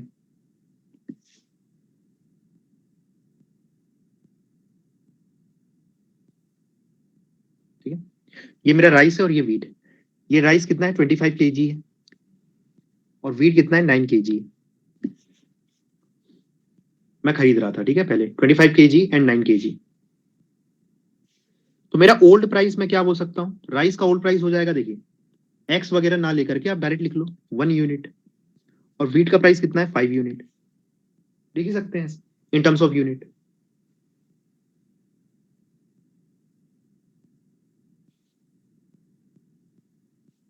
ठीक है,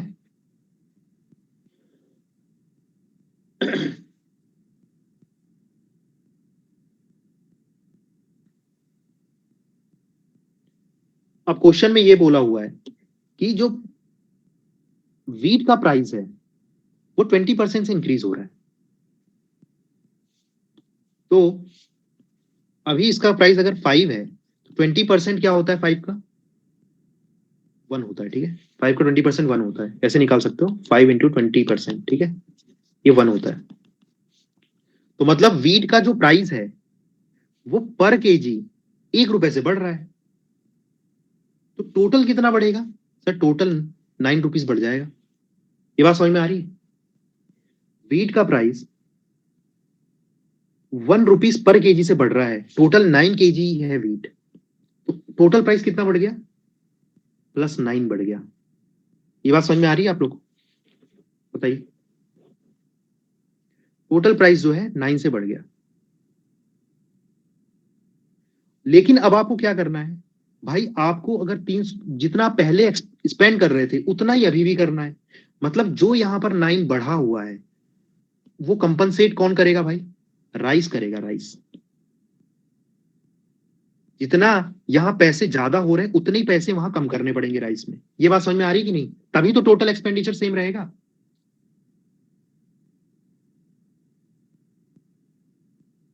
जल्दी बताइए।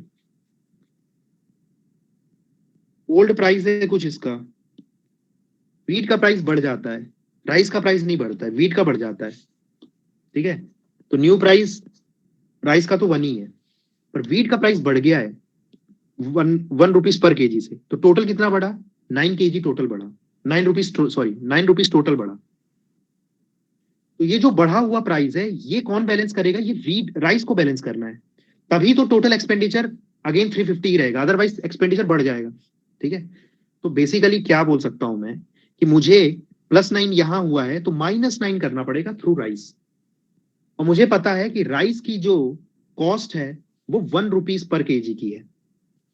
तो टोटल राइस 9 रुपए में टोटल कितने क्वांटिटी ऑफ राइस आ सकता है? तो -9/1, मतलब टोटल 9 केजी ऑफ राइस जो है 9 रुपए में या 9 यूनिट में आ सकता है। तो अगर बेटा मैं क्वांटिटी पहले ले रहा था 25 केजी, उसमें से 9 केजी अगर मैं कम कर देता हूं, 9 kg is equal to 9 rupees, ठीक है। अगर मैं कम कर देता हूं तो मेरा जो स्पेंड कर रहा था मैं वो सेम रहेगा। बात समझ में आ रही है? तो अगर मैं पहले 25 केजी स्पेंड कर रहा था ना, खरीद रहा था, तो अब मुझे इसको कम कर देना चाहिए 9 से, तो कितना हो जाएगा अभी? 16 केजी। तो मेरा भाई नई क्वांटिटी राइस की क्या है? 16, पुरानी क्या थी? 25 केजी। मुझे क्या निकालना है? परसेंटेज निकालना है, रिडक्शन। तो भाई मैंने 9 केजी से कम किया है अपना राइस, पहले 25 था अभी 16 है, और पहले कितना था भाई? 25 केजी था, इंटू 100%। तो ये क्वांटिटी में रिडक्शन आ जाएगा राइस के। ये मेथड समझ में आई क्या? ऐसे क्वेश्चंस कई बार आते हैं बेटा कि दो क्वांटिटी रहती है, ठीक है। एक, अब यही क्वेश्चन अगली बार एग्जाम में आ जाएगा तो ये बोल देगा कि भाई मेरे पास एक टीवी है और एक फ्रिज है। ध्यान से सुनो जो मैं अभी बता रहा हूँ, ये क्वेश्चन तो आया हुआ है, पर जब आगे क्वेश्चन आएगा तो ऐसे इसी क्वेश्चन को कैसे चेंज किया जा सकता है कि मेरे पास एक टीवी है, एक फ्रिज है, ठीक है। मैं टीवी और फ्रिज मिला करके कुछ कुछ खरीदता हूँ, मतलब 2 टीवी खरीदता हूँ, 3 फ्रिज खरीदता हूँ, और टोटल कॉस्ट मेरी 350 रहती है। अब क्या होता है कि टीवी का प्राइस बढ़ जाता है, फ्रिज का नहीं बढ़ता है, फ्रिज का उतना ही रहता है। लेकिन अब मुझे क्या करना है? अभी भी मेरे पास रुपए तो उतने ही है, तो बताइए कि मैं फ्रिज की कितनी क्वांटिटी को कम कर दूं कि अभी मेरा जो स्पेंड है वो उतना ही रहे।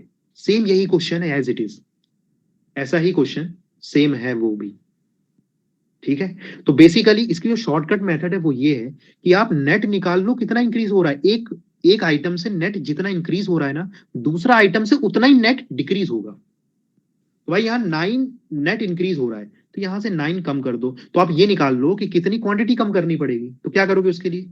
हर क्वांटिटी का, हर केजी का प्राइस कितना है? 1 पता है आपको। टोटल आपको, आपके पास कितना है? 9 रुपीज है, और हर केजी का प्राइस 1 रुपीज है, तो टोटल कितनी क्वांटिटी खरीद लोगे? 9 रुपए में सर 9 किलो, तो यही 9 किलो बेटा कम कर दो 25 किलो में से। तो अब आपको क्या कितना आंसर आ जाएगा? 16 आ जाएगा, 16 केजी। ये आपका नया क्वांटिटी है राइस का जो आप खरीदोगे। तो ध्यान से देखो, अगर मैं 16 केजी राइस लेता हूं और 9 किलो वीट लेता हूं तब भी, और प्राइस अब मेरा क्या है? बढ़ चुका है। राइस का तो वही है, और वीट का प्राइस मेरा बढ़ चुका है 20% से। उस केस में भी जो मेरा एक्सपेंडिचर होगा that will be again 350 only. Calculate कर सकते हो। बात समझ में आ रही? तो चाहे ये मेथड आपको समझ में आ रही, क्योंकि ये एक टाइप ऑफ क्वेश्चंस है जिसमें बहुत लंबी इंफॉर्मेशन रहती है, पर थोड़ा टाइप समझ लो एक कि भाई नेट एक्सपेंडिचर आपको सेम रखना है, बस ये कंसेप्ट है। ठीक है, तो ये इसकी हो गई शॉर्टकट मेथड। और इसकी ओरिजिनल मेथड तो ऑलरेडी करवा रखी है। इक्वेशंस बनानी है भाई। राइस और वीट के बीच में रिलेशन दे रखा है कि राइस का प्राइस अगर एक्स है तो वीट का प्राइस 5x है। दिया हुआ था ना कि 20% है राइस का प्राइस वीट के। तो भाई अगर राइस का प्राइस एक्स है तो वीट का प्राइस 5x है। 1 यूनिट और 5 यूनिट जो मैं बोलता हूँ वो वही है, एक्स और 5x ही है। ठीक है, एक्स और 5x है। फिर इन्होंने एक रिलेशन दे रखी थी कि इनका जो टोटल एक्सपेंडिचर है दैट इज 350। तो बस यहां से इक्वेशंस बना ली और एक्स की वैल्यू निकाल लिया। तो मैंने इनके ओल्ड प्राइस निकाल लिए, है ना। और नया प्राइस क्या है वो निकाल सकते हो, क्योंकि भाई राइस का प्राइस बोला है सेम ही है, तो 5 रुपए था तो 5 ही रुपए है। वीट का प्राइस जो है बढ़ गया है भाई, तो वीट का प्राइस हो गया 30 रुपीज। तो अब आप ये निकाल लो कि आपने प्राइस निकाल लिए। अब आपको पता है कि भाई वीट तो उतना ही लेना है 9 kg, तो 9 kg इंटू 30 मतलब 270 रुपए तो वीट में खर्चा 100% है। तो अपने आपके पास कितने पैसे बच रहे हैं सर? 80 रुपए बच रहे हैं, और क्योंकि 350 रुपए टोटल खर्च करने हैं। तो 80 रुपए में आप देख लो बेटा कि आप कितना राइस आएगा, क्योंकि आप 5 रुपए राइस का प्राइस है, तो कितना राइस आएगा सर? 16 kg आएगा। तो पहले 25 किलो खरीद रहे थे, आप 16 किलो खरीद रहे हो, तो रिडक्शन निकाल ही सकते हो। दोनों मेथड समझ में आ गई? जल्दी बताइए।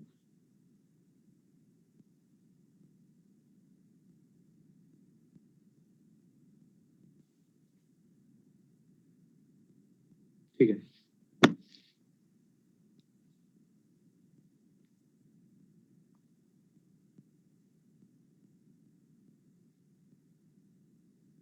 क्वेश्चन नंबर 46 भी देखिए, डिस्क्रिप्टिव टाइप का, अगेन बहुत ही लंबा क्वेश्चन है। देखिए ध्यान से, पढ़ रहा हूं मैं। In a train there are as many, बहुत लंबी चौड़ी इंफॉर्मेशन रहती है, ठीक है। तो वही है कि आप पहले तो इस इंफॉर्मेशन को समझो, और ये समझने का काम तभी आएगा जब बहुत सारे ऐसे क्वेश्चन कर लोगे जिसमें बहुत लंबी इंफॉर्मेशन होती है। कई बच्चे तो पढ़ ही नहीं पाएंगे इसको, है ना। तो एक बार पढ़ते हैं इसको। In a train there are as many wagons as there are number of seats in each wagon. अब देखो ये बहुत इंपॉर्टेंट इन्फॉर्मेशन दी है। बोला है कि जितनी सीट है ना, वैगन मतलब वो ट्रेन होता है ना, ट्रेन के डब्बे। ट्रेन के डब्बे में उतनी ही सीटें, उतने ही डब्बे हैं जितनी सीटें हैं। मतलब मान लो कि हर डब्बे में अगर 60 सीट है ना, तो टोटल 60 डब्बे हैं। ये इंफॉर्मेशन इन्होंने यहां पर दे रखी। In one of the wagon carrying 25% is filled with 71 3/7% of its capacity. एक जो डब्बा है उसमें 25 लोग हैं, और वो कैपेसिटी का 71 3/7% है। Find the maximum number of passenger that can be accommodated if it has minimum 20% seating always back end. बोल रहा है कि आपको निकालना है कि मैक्सिमम कितने पैसेंजर्स उस ट्रेन में आ सकते हैं अगर आपको कम से कम 20% सीटें खाली कर रखनी ही है। सिंपल है क्वेश्चन। मेरे ख्याल से क्वेश्चन समझ में आ गया होगा। तो देखो कैसे सॉल्व करना है इसको। क्वेश्चन में इन्होंने ये बोला है, देखो 71 3/7%। जब ये परसेंटेज के क्वेश्चन आते हैं तो आप परसेंटेज पे सबसे पहले जाओ कि परसेंटेज किसको रिप्रेजेंट कर रहा है, वहीं से शुरू करो क्वेश्चन। ठीक है, अगर टाइम वेस्ट नहीं करना है, क्वेश्चन बहुत लंबा चौड़ा है, पर मैं परसेंटेज से शुरू करूँ। ये परसेंटेज का मतलब क्या है पहले देखते हैं। In one of the wagon carrying 25% is filled with 71 3/7%। इसका पहले फ्रैक्शन निकालिए, इसका फ्रैक्शन निकालिए 73 बाय 7%। ये आपकी टेबल में मैंने करवा रखा है, 5/7 का परसेंटेज होता है। ठीक है, टेबल अगर जिसको याद होगी वो डायरेक्ट लिख सकता है, अदरवाइज आपको सॉल्व करना पड़ेगा। तो ये 5/7 किसको रिप्रेजेंट कर रहा है? ये बोल रहा है कि 71 3/7% इसकी कैपेसिटी को रिप्रेजेंट कर रहा है, कैपेसिटी को। ठीक है, तो कैपेसिटी का मतलब क्या है कि भाई अगर टोटल 7 लोगों के बैठने की जगह है तो 5 लोग बैठे हुए हैं, है ना। फिलिंग कैपेसिटी ही तो रिप्रेजेंट कर रहा है ये, कि भाई 25 लोग है ना, वो 71 3/7% ऑफ इट्स कैपेसिटी है। 71 3/7% का फ्रैक्शन होता है 5/7। मतलब टोटल अगर 7 सीटें हैं तो 5 लोग ही बैठे हैं उसमें।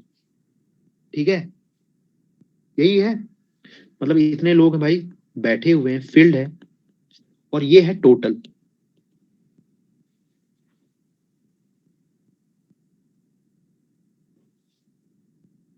राइट। पर क्वेश्चन में बोला है कि ये जो टोटल कितने लोग बैठे हुए हैं, 25 लोग बैठे हुए हैं। मतलब 5 यूनिट किसके बराबर है? 5 यूनिट। ये फील्ड बता रहा है ना कि कितने लोग बैठे हुए हैं, तो 5 यूनिट किसके बराबर है? 25 के बराबर है। मतलब 1 यूनिट की वैल्यू कितनी है? 5। 1 यूनिट की वैल्यू 5। तो मैं निकाल सकता हूं कि टोटल कितनी सीट्स हैं इसमें। क्या मैं निकाल सकता हूं? 7 यूनिट है, तो 7 इंटू 1 यूनिट की वैल्यू है 5, तो 35। मतलब ये जो वेगन है ना, ये जो डब्बा है, इसमें टोटल 35 सीट्स हैं। और क्वेश्चन में एक और चीज बोली हुई है इन्होंने कि ट्रेन में जितने डब्बों में सीट है उतने ही डब्बे हैं, तो डब्बों में सीट हमने निकाल लिए 35 है, तो टोटल डब्बे भी कितने होंगे 35 होंगे, तो टोटल सीट्स कितनी हो जाएंगी 35 इंटू 35, ये हो जाएगा आपका कितना 1225। मतलब इस पूरी ट्रेन में कितने डब्बे हैं बेटा, कितनी सीट्स हैं टोटल 1225, 1225 सीट है पूरी ट्रेन में।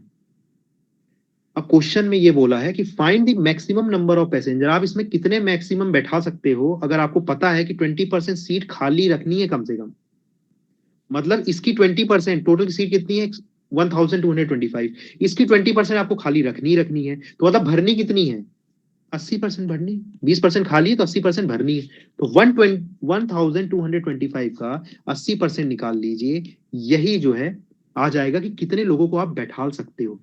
अब ये 20% सीटें खाली क्यों हैं, हो सकता है भाई वीआईपी लोग के लिए खाली हो, है ना, डिफरेंट रीजन के लिए खाली कर रखते ही सीट, इमरजेंसी के लिए रहती है वो सीट, तो ये चीज है। तो टोटल सीट का 80% निकाल लीजिए, इतने पैसेंजर इसमें आ सकते हैं इस ट्रेन में। अभी सॉल्व कर लो 125 का, ये 00 यूज करो, इसका आंसर आ जाएगा 980। बताइए समझ में आया है। क्वेश्चन में बेसिकली इन टाइप के क्वेश्चन में कुछ नहीं होता है, इंफॉर्मेशन रहती है खूब सारी, इस इंफॉर्मेशन से आप लोग को क्या करना है, डेटा निकालना है और सॉल्व करना है, ठीक है। इसमें समझाने का, और ये प्रैक्टिस से आएगा, जब मल्टीपल क्वेश्चन ऐसे करोगे तब थोड़ा इसमें कंफर्टेबल हो जाओगे, इसका और कोई तरीका ही नहीं, ठीक है। लैंग्वेज समझना बहुत इंपॉर्टेंट है इसकी क्वेश्चन की।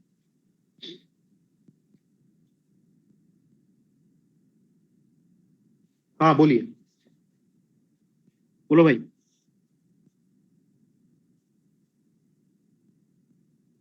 Second last step, second last step, चलो एक बार मैं फिर से बता रहा हूँ इसको, ध्यान से देखो। क्वेश्चन में बोला है कि एक डब्बा है जिसमें 25 लोग बैठे हुए हैं और वो रिप्रेजेंट कर रहा है 71 3/7% ऑफ इट्स कैपेसिटी, 71 3/7% का फ्रैक्शन होता है 5/7। इसका मतलब ये है कि टोटल अगर 7 सीटें हैं तो 5 उसमें से फिल्ड है, पर आपको क्वेश्चन में क्या बोला है कि 25% बैठे हुए हैं, मतलब ये 5 यूनिट किसको रिप्रेजेंट कर रहा है, ये 5 यूनिट ही तो है, ये किसको रिप्रेजेंट कर रहा है 25 को रिप्रेजेंट कर रहा है, तो एक यूनिट की वैल्यू कितनी आ गई 5, तो टोटल ये 7 किसको रिप्रेजेंट कर रहा है फ्रैक्शन में, टोटल सीट्स को रिप्रेजेंट कर रहा है, तो 7 यूनिट की वैल्यू क्या हो जाएगी 7 इंटू 5 दैट इज 35, तो टोटल इस डब्बे में कितनी सीट है 35। क्वेश्चन में ये बोला था कि जितनी हर डब्बे में सीट है उतने ही टोटल डब्बे हैं, तो एक डब्बे की सीट हमने निकाल ली है 35 है, इंफॉर्मेशन दी हुई थी क्वेश्चन में वहां से निकाली, एक डब्बे की सीट है 35, टोटल डब्बे भी कितने होंगे 35, तो टोटल सीट्स निकाल सकते हैं हम यहाँ पर, क्या हो जाएंगी 35 इंटू 35 दैट इज 125। अब क्वेश्चन में ये बोला है कि जो टोटल सीट है वो उसमें से 20% आपको खाली रखनी है, तो मतलब 80% ही आप भर सकते हो, यही चीज है ना, तो 1225 का 80% निकाल लो, यही जो होगा मेरा आंसर होगा कि कितने लोग आप बैठा सकते हो, टोटल सीट का 80% ही बैठा सकते हो मैक्सिमम, यही मैंने निकाल दिया, 980 इज माई आंसर, ठीक है। और किसी को दिक्कत हो रही है ये परसेंट फ्रैक्शन में, तो भाई ऐसे कर सकते हो, देखो ध्यान से, ध्यान से देखिए। वैसे अब इतने क्वेश्चन करवा दिए हैं कि आपको अब आना चाहिए कि भाई ये परसेंट का फ्रैक्शन क्या रिप्रेजेंट कर रहा है, ये फ्रैक्शन में 5 क्या रिप्रेजेंट कर रहा है, 7 क्या रिप्रेजेंट कर रहा है, ये सीख लो तभी फायदे में रहोगे, ठीक है। अदरवाइज टाइम वेस्ट करोगे क्वेश्चन में, मैं बता रहा हूँ, ठीक है। इनको नहीं आता है, प्रीवियस क्लास के जितने क्वेश्चन करवाए सबको देखो कि मैं कैसे फ्रैक्शन को बताता हूँ कि भाई न्यूमरेटर डिनोमिनेटर का क्या मतलब होता है।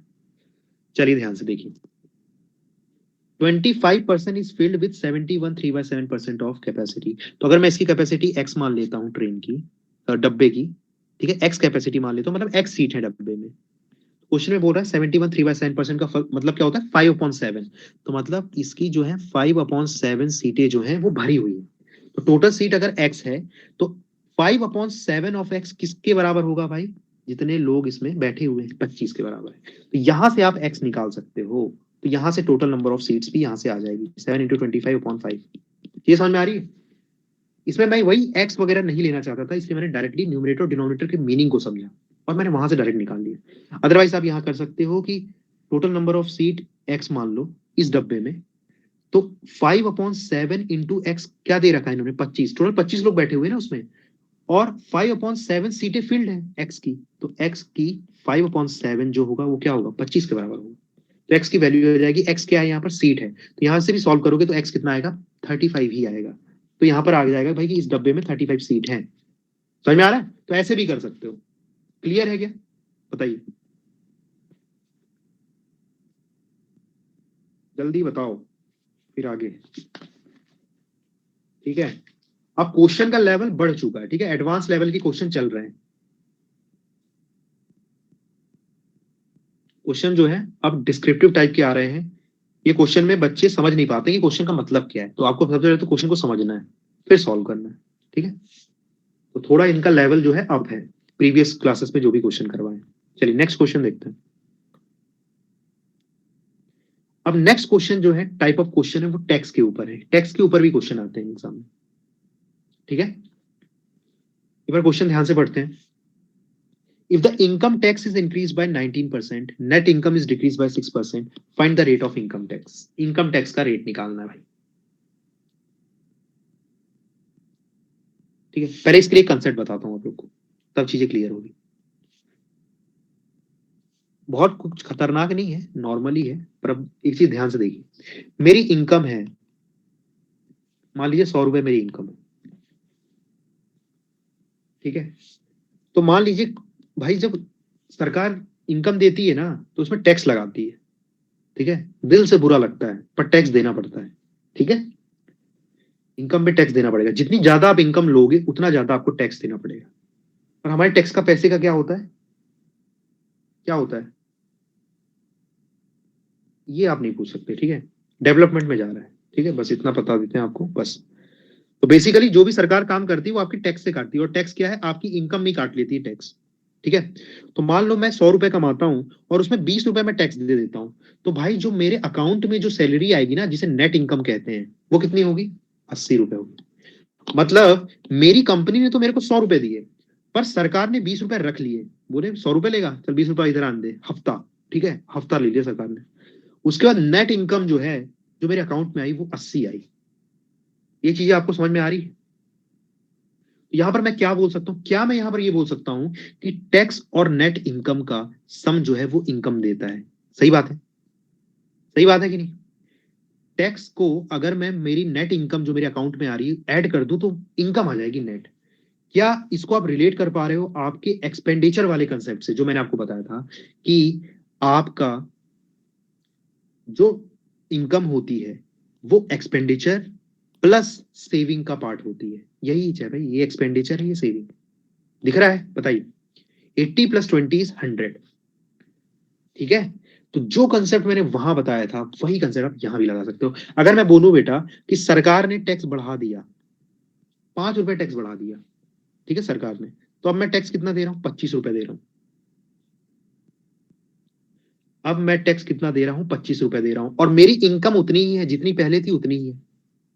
तो क्या आप बता सकते हो बेटा कि मेरा नेट इनकम में क्या चेंज आएगा, जो मेरे अकाउंट में सैलरी आएगी उसमें क्या चेंज आएगा? तो आपको पता है सर, आपको सैलरी उतनी ही मिल रही है, लेकिन सरकार ने जो है टैक्स बढ़ा दिया 5 रुपए से, तो आपकी जो इनकम है ना वो 5 रुपए से कम हो जाएगी। सिंपल सी बात है, क्योंकि 5 रुपए भैया सरकार आपसे ज्यादा ले रही है, सैलरी तो उतनी है, तो नेट इनकम 5 रुपए से कम हो जाएगी, इट विल बिकम 75।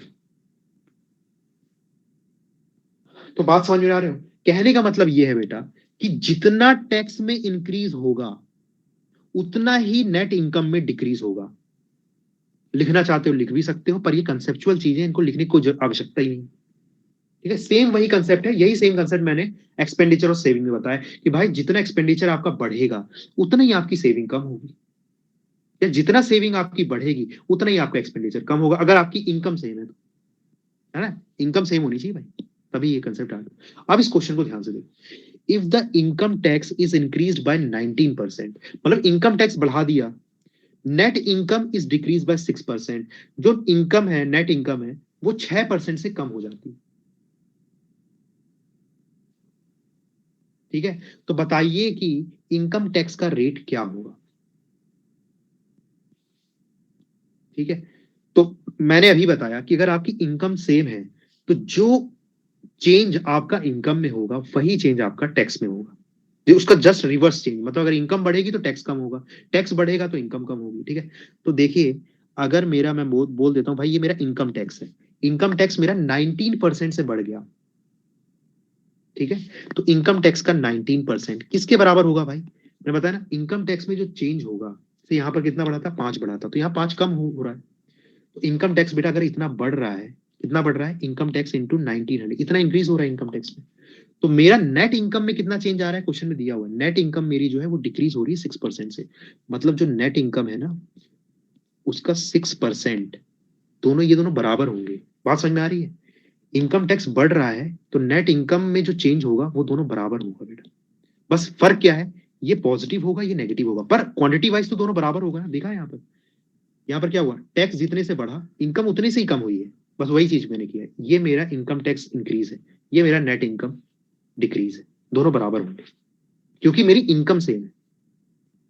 क्वेश्चन में यहाँ कुछ भी नहीं बताया इनकम के बारे में, तो इनकम सेम मानना है, ठीक है। ऐसा नहीं मान लेना अपने से कि इनकम बढ़ गई होगी, ऐसा नहीं मानना होता। कुछ नहीं बताया मतलब वो वैल्यू सेम है इसलिए नहीं बताया। इस चीज का ध्यान रखना है क्वांट में, ठीक है। अरे ये चीज समझ में आ रही है आप लोग को? ये इक्वेशन बताइए, जो कंसेप्ट बताया मैंने उससे समझ में आ रहा है ये चीज? ठीक है। तो मैं यहां से बोल सकता हूं कि टैक्स, इसमें सिर्फ टैक्स लिख दूं, टैक्स अपॉन नेट इनकम का रेशियो कितना आ जाएगा? ये तो 100 से 100 कट जाएगा, ये हो जाएगा आपका 6/19, ठीक है। 6/19 हो जाएगा। क्वेश्चन में ये बोला है कि रेट ऑफ इनकम टैक्स का रेट निकालना है। तो भाई देखिए ध्यान से, टैक्स अपॉन नेट इनकम का रेशियो मेरे पास आ गया 6 और 19। मतलब ये मेरी टैक्स है, ये मेरी इनकम मान लेता हूं, ये टैक्स मान लेता हूं, ये नेट इनकम मान लेता हूं। टैक्स कितना हो जाएगा? 6 यूनिट। नेट इनकम कितना है? 19 यूनिट। तो इनकम क्या हो जाएगी? इनकम भाई इन दोनों का सम ही तो होता है, ठीक है। तो ये हो जाएगा 25। तो मुझे निकालना है इनकम टैक्स रेट क्या है। तो इनकम टैक्स रेट कैसे निकलता है? इनकम टैक्स कितना है, पहले टैक्स बताओ कितना है। सर टैक्स है 6 और टोटल इनकम कितनी? 25। बस इनका रेशियो ही होता है, ठीक है। तो 6 कितना टैक्स लग रहा है अपॉन टोटल इनकम कितनी है? 25 इंटू 100%। आगे यही है आपका टैक्स रेट, कि सरकार कितना टैक्स लगा रही है भाई। एक बार ध्यान से देखो पूरा, और मेरे को बताओ किसी स्टेप में डाउट है तो।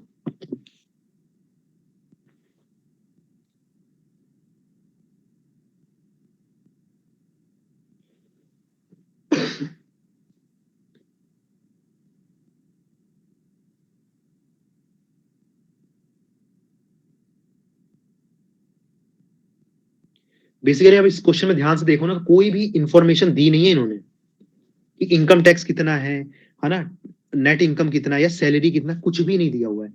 फिर भी हम कैलकुलेट कर पा रहे हैं चीजों को। रीजन वही है, कंपैरेटिव है, परसेंटेज निकाल रहे हैं ना बेटा, रेट परसेंटेज। तो परसेंटेज एक कंपैरेटिव मेथड है जिसमें एक्चुअल वैल्यू की कोई भी आवश्यकता नहीं है, सिर्फ कंपैरिजन पता होना चाहिए। देखो यहाँ पर इनकम टैक्स कितने से बढ़ रहा है, नेट इनकम कितने से कम हो रहा है, बस इतनी इन्फॉर्मेशन से ही आप क्वेश्चन कर सकते हो। इसका ओरिजिनल तरीका अगर मैं बताऊं आपको सॉल्व करने के लिए, तो वही है, इनकम टैक्स को आप मान लो, टैक्स को मान लो एक्स, और नेट इनकम को मान लो वाई, ठीक है। ये एक्स और वाई मान के भी आप कर सकते हो। तो आप निकाल लो, न्यू इनकम टैक्स निकाल लो और न्यू नेट इनकम निकाल लो, ठीक है। ठीक है, तो मेरी यहाँ से सैलरी कितनी आ जाएगी? जो मेरा इनकम टैक्स है प्लस मेरी जो नेट इनकम है वो आ जाएगी। फिर आप यहाँ पर न्यू इनकम टैक्स निकालो, new new income net income निकाल लो। इन दोनों का सम मेरा क्या हो जाएगा? सर बाकी सब तो क्लियर है, बस आपने 5% इंक्रीज एज्यूम किया है ना।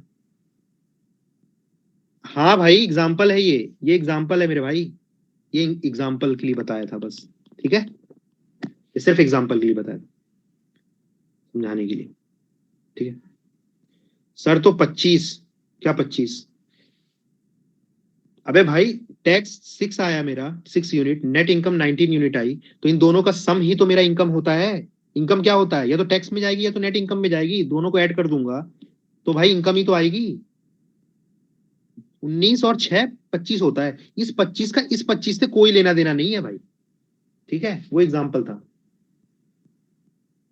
तो इसकी जो ओरिजिनल मेथड है वो ये है कि इनकम टैक्स को एक्स मान लो, नेट इनकम को वाई मान लो, मेरी इनिशियल सैलरी ये रही, मेरी न्यू इनकम टैक्स इंक्रीज निकाल लो, न्यू नेट इनकम का डिक्रीज निकाल लो, एक्स और वाई की टर्म में आएगा, ये भी एक्स के टर्म में आएगा, ये भी वाई के टर्म में आएगा, और इन दोनों को कर दो इक्वेट, यहाँ से एक्स अपॉन वाई आ जाएगा, फिर सब कुछ निकाल सकते हो। पर ये बहुत ही लंबी मेथड है भाई साहब, जो मैंने यहाँ समझाया है ये समझ लोगे तो तुम्हारी लाइफ आसान होगी, क्योंकि सेम टू सेम क्वेश्चन आते हैं एग्जाम में।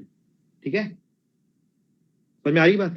तो ये ट्रेडिशनल मेथड में जाने की कोई भी आवश्यकता नहीं है। अगर यही सेम क्वेश्चन अगली बार वैल्यू चेंज करके एग्जाम में आ रहा है और आप यही लंबी चौड़ी मेथड लगाने की सोच रहे हो, तो क्यों करोगे भाई? तो क्लास में करवा रखा है ऐसा क्वेश्चन तो। ठीक है, चलिए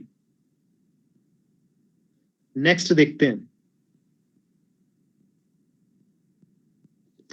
ये क्वेश्चन आया है, ठीक है, अगले एग्जाम में। If the income tax is increased by 17%, net income is reduced by 3%, find the rate of income tax। तो जब ये एग्जाम में क्वेश्चन आएगा ना, तो अब तो ये समझा दिया सब कुछ तुम लोग को। अभी एग्जाम में क्वेश्चन आ गया सेम टू सेम, कुछ नहीं करना है क्योंकि तुम लोग तो क्लास से करके गए हो। देखो, तुम्हें पता है कि इनकम टैक्स टैक्स में कितना चेंज हुआ भाई? 17% का। वो किसके बराबर होगा? नेट इनकम में चेंज कितना हो रहा है भाई? 3% का। बस टैक्स अपॉन नेट इनकम का रेशियो क्या आ जाएगा यहाँ से? कितना आ रहा है रेशियो? 3/17, 3/17 आ गया। ठीक है, तो बस इनकम टैक्स निकालना है, तो टैक्स कितना हो गया? 3 यूनिट, और टोटल इनकम कितना हो गया भाई? Tax plus net income 20 into 100, तो ये कितना हो गया भाई? 15%। बस इतना ही टाइम लगेगा तुमको एग्जाम में सॉल्व करने को इस क्वेश्चन को। नहीं तो फिर लेते रहो एक्स और वाई, है ना, करते रहो। फिर अगर 1-2 घंटे हैं एग्जाम में तो ये भी कर सकते हो। ठीक है, बताइए, समझ में आ रही बात? क्यों बताई गई है आपको सेकंड मेथड? आप लोग की जिंदगी आसान करने के लिए एग्जाम में। ठीक है, जल्दी बताइए फिर आगे बढ़े।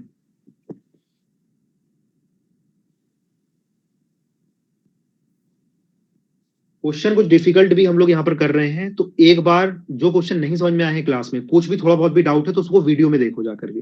उसके बाद भी डाउट आता है तो मेरे से पूछ सकते हो आप लोग। ठीक है, कोई भी टेंशन की बात नहीं है, स्किप मत करना कुछ भी। तो जब ये टॉपिक खत्म हो जाएगा, परसेंटेज या जो भी टॉपिक यहाँ पर खत्म हो रहे हैं, बस आपको यही क्वेश्चंस मल्टीपल टाइम करने हैं और आपके एग्जाम के प्रीवियस ईयर क्वेश्चंस करने, इतना ही काम करना है आपको। आपका क्वांट के सारे क्वेश्चन बना लोगे पेपर में, इसकी गारंटी मैं देता हूँ। ठीक है, लेकिन सारे क्वेश्चन जो क्लास में करवाए जा रहे हैं, जितने डिफरेंट टाइप के क्वेश्चन करवा रहे हैं, वो सब अच्छे से प्रैक्टिस होनी चाहिए आप लोग की। चलिए आगे देखते हैं।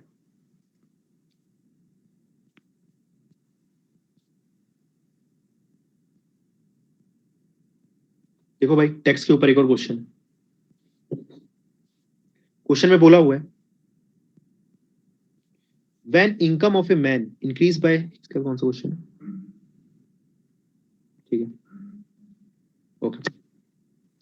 When income of man increased by 6,000 rupees, tax rate reduced from 18% to 15%. While in both the situation, 25% of income is tax free. Find his initial income if he paid equal tax in both cases.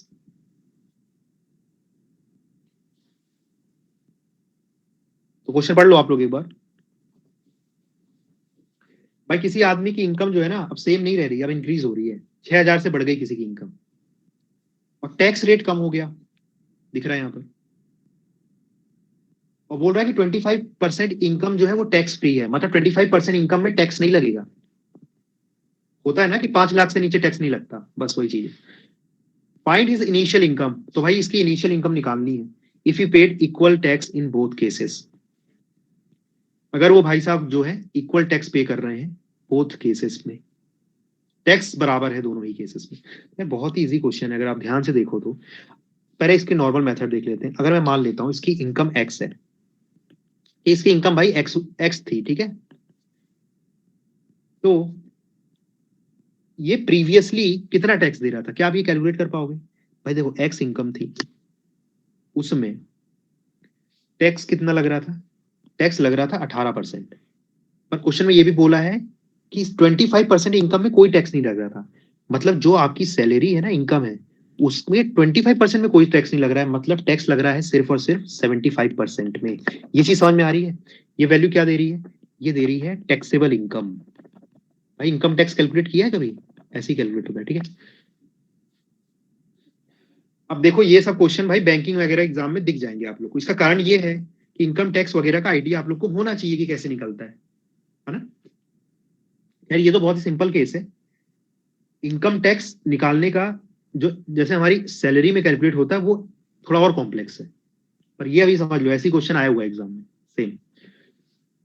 ये समझ में आ रहा है आप लोग को कि भाई जो आपकी इनकम है उसके 25% में कोई टैक्स नहीं लग रहा है, मतलब जो टैक्सेबल इनकम है वो क्या हो जाएगी, एक्स का 75%। ये चीज क्लियर है कि नहीं है, पहले तो ये बताइए, तभी आगे बढ़ेंगे।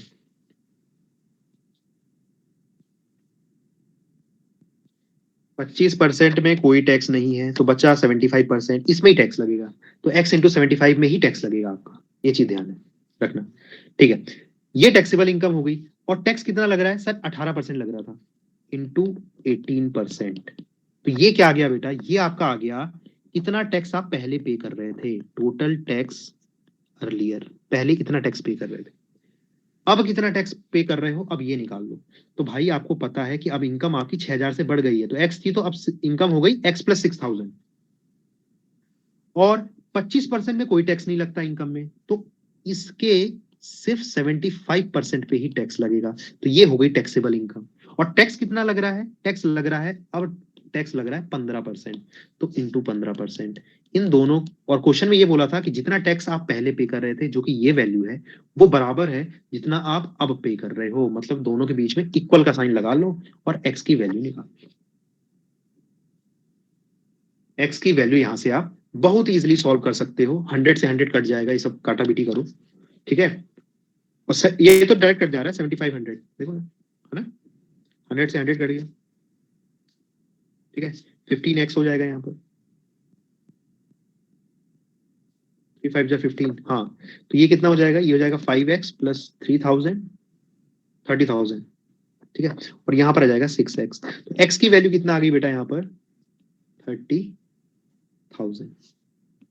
ये x क्या है, ये है आपकी इनकम जो आपने की थी, और यही आपको निकालना था, फाइंड हिज इनिशियल इनकम, उसकी इनिशियल इनकम क्या थी, तो इनिशियल इनकम यही। ये मेथड समझ में आई, बताइए। तो इसकी सेकंड मेथड देखते हैं, जल्दी बताइए।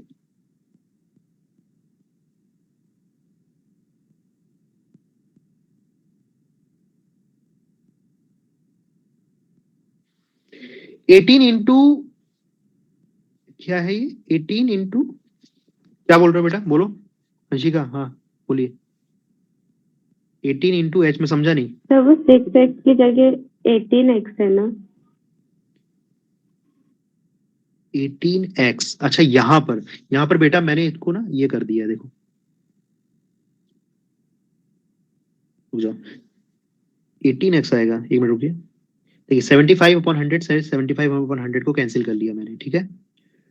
यहाँ पर थोड़ा मैंने सॉल्व किया तो ये आ गया 5 3 15, ठीक है, और 6 3 18, ऐसे मैंने डायरेक्टली यहाँ से सॉल्व कर लिया है, आप अपने हिसाब से सिंप्लीफाई कर लो, ठीक है। मैंने यहाँ पर डायरेक्ट इन दोनों को सॉल्व कर लिया है, ठीक है, मेरे ख्याल से समझ में आ रहा होगा। 6 3 18, 5 3 15, ठीक है, तो यहाँ 6x आ जाएगा। तो जैसा आपको लगे आप अपने हिसाब से यहाँ भी सॉल्व कर सकते हो, 100 से 100 कैंसिल हो चुका है ना ऑलरेडी, तो मैंने ऐसे सॉल्व किया, तो सिंप्लीफाई किया है, बहुत तरीके सिंप्लीफाई करने को, जैसा आपको अच्छा लगता है वैसे कर लो आप सिंप्लीफाई, आंसर यही है इसका 30,000, ठीक है। ये तो हो गया इसका एक तरीका, ठीक है, पर ठीक है, इसमें भी ज्यादा टाइम नहीं लगेगा आपको, अगर ये समझ में आया तो आप बिल्कुल इसको एग्जाम में अप्लाई कर सकते हो, कोई भी दिक्कत की बात नहीं है। पर क्या इसका कोई और तरीका है इस क्वेश्चन को सॉल्व करने का, कुछ दिमाग लगा सकते हैं इस क्वेश्चन में, तो ध्यान से देखो भाई, इसमें एक कंसेप्ट इन्होंने यूज किया है कि जो टैक्स है ना, वो सेम है ना, यही लिखा है ना, if tax paid is equal, क्या मैं इस रिलेशन का यूज कर सकता हूँ कुछ कि भाई टैक्स जो इन्होंने दिया है वो सेम है, पर इनकम टैक्स कम हुआ है, तो देखो ध्यान से, मेरे पहले इनकम थी एक्स, और फिर ये बढ़ के हो गई एक्स प्लस 6000, पहले टैक्स था मेरा 18% और अब टैक्स है मेरा 15%। देखिए कायदे के हिसाब से क्या होना चाहिए था, अगर मेरा टैक्स बढ़ रहा है, अगर मेरा टैक्स कम हो रहा है, तो मेरा इनकम टैक्स भी कम होना चाहिए, सही बात है ना। पहले मेरा इनकम टैक्स था 18 रुपए, अब मेरा इनकम टैक्स है 15%, पहले 18% था इनकम टैक्स, अब है 15%। मेरा इनकम टैक्स रेट अगर कम हुआ है तो मेरा इनकम टैक्स भी तो कम होना चाहिए था, पर ये इनकम टैक्स कम हुआ नहीं। क्वेश्चन में बोला है कि इनकम टैक्स सेम ही रह रहा है दोनों केस में। इसका क्या कारण है? इसका कारण ये है बेटा कि ध्यान से देखो, क्योंकि आपकी इनकम भी तो बढ़ गई, आपकी इनकम भी बढ़ गई। तो मैं क्या इसको ऐसे लिख सकता हूं, x प्लस 6,000 का 15%, x प्लस 6,000 का 15% क्या होगा, x का भी 15% होगा और 6,000 का भी 15% होगा। ये बात क्लियर है ना? और ये क्या होगा, यहां पर सिर्फ x का 18% होगा। समझ में आ रही बात? तो ध्यान से देखो बेटा, यहां x का 18% है, यहां x का 15% है, मतलब नेट यहां पर क्या है, ये ज्यादा है, ये x का 3% ज्यादा है। इन दोनों को कंपेयर करूं बेटा अगर मैं, ठीक है, ये दोनों अलग अलग क्वांटिटी है, इन दोनों को अगर मैं कंपेयर करूं तो मुझे एक चीज पता चल रही है कि x इंटू 3% एक्स्ट्रा है ये लेफ्ट में, और तुम्हें पता है कि दोनों ही वैल्यू इक्वल है। इसका मतलब क्या है, जो x इंटू 3% की वैल्यू है वो कहां से आ रही होगी, वो आ रही होगी 6,000 इंटू 15% से। मतलब मैं ये कह सकता हूं कि जो मेरा अर्लियर टैक्स ज्यादा लग रहा था वो कहां से कंपनसेट हो रहा है, वो हो रहा है जो मेरी सैलरी इंक्रीज हुई ना, कितने की इंक्रीज हुई, 6,000 की, उसके 15% से कंपनसेट हो रहा है। और यही कारण है कि भले ही मेरा इनकम टैक्स रेट कम हो गया 18 से 15%, फिर भी मेरा इनकम टैक्स सेम ही लग रहा है, क्योंकि यहां पर इनकम टैक्स बेटा सिर्फ x इंटू 15% होता तो कम हो जाता, पर यहाँ x इंटू 15% प्लस 6,000 इंटू 15% है। तो मेरा भाई जो भी एक्स्ट्रा है ना x इंटू 3% यहां पर, वो वैल्यू कहां से आ रही है, लेफ्ट राइट हैंड साइड में, वो दे रहा है भाई 6,000 का 15% दे रहा है। दोनों को इक्वेट कर दो बेटा, ये 3% है, 3 1 जा 3, 3 5 जा 15, मतलब x into 1 is equal to 6,000 into 5, तो x की वैल्यू आ गई यहां से भी 30,000। अरे बात समझ में आई कि नहीं आई, ये बताओ मुझे। कुछ नहीं है, वहां मैंने क्या किया है, ये वाली मेथड में मैंने पूरा सॉल्व वगैरह किया है, ठीक है, चाहे आपको याली मेथड समझ में आई तब भी कोई दिक्कत की बात नहीं है। ये मेथड में मैंने आपको कंसेप्चुअली बताया बेटा कि भाई मेरा इनकम टैक्स रेट कम हो गया, फिर भी मेरा इनकम टैक्स सेम कैसे हो सकता है। उसका कारण ये है कि आपकी सैलरी में कुछ पार्ट ऐड हुआ है जिसमें भी अब इनकम टैक्स लग रहा है जो पहले नहीं लग रहा था, ठीक है। तो मेरा पहले टैक्स था x इंटू 18%, अब मेरा टैक्स क्या है, x इंटू 15% प्लस 6,000 इंटू 15%। तो नेट बेटा क्या आया, x इंटू 18% यहाँ, x इंटू 15% यहाँ, दोनों को माइनस कर दो तो x इंटू 3%, 18 माइनस 15 कितना होगा, 3%, मतलब x इंटू 3% यहाँ पर एक्स्ट्रा है as compare to right hand side. ये वैल्यू जो है, एक्स्ट्रा वैल्यू है, ये कहां से आ रही है, ये वैल्यू आ रही है सर जो 6,000 का 15% निकल रहा है ना, वहां से आ रही है। यही कारण है कि लेफ्ट हैंड साइड जो है राइट हैंड साइड के बराबर आ रहा है। चलो मैंने समझाने की कोशिश की है, अगर नहीं भी समझ में आती, एक बार तो 2 3 बार देखोगे तभी फील आएगा, नहीं भी समझ में आती है तो कोई दिक्कत की बात नहीं है, इसकी एक्चुअल मेथड यही है सॉल्व करने की। बताइए,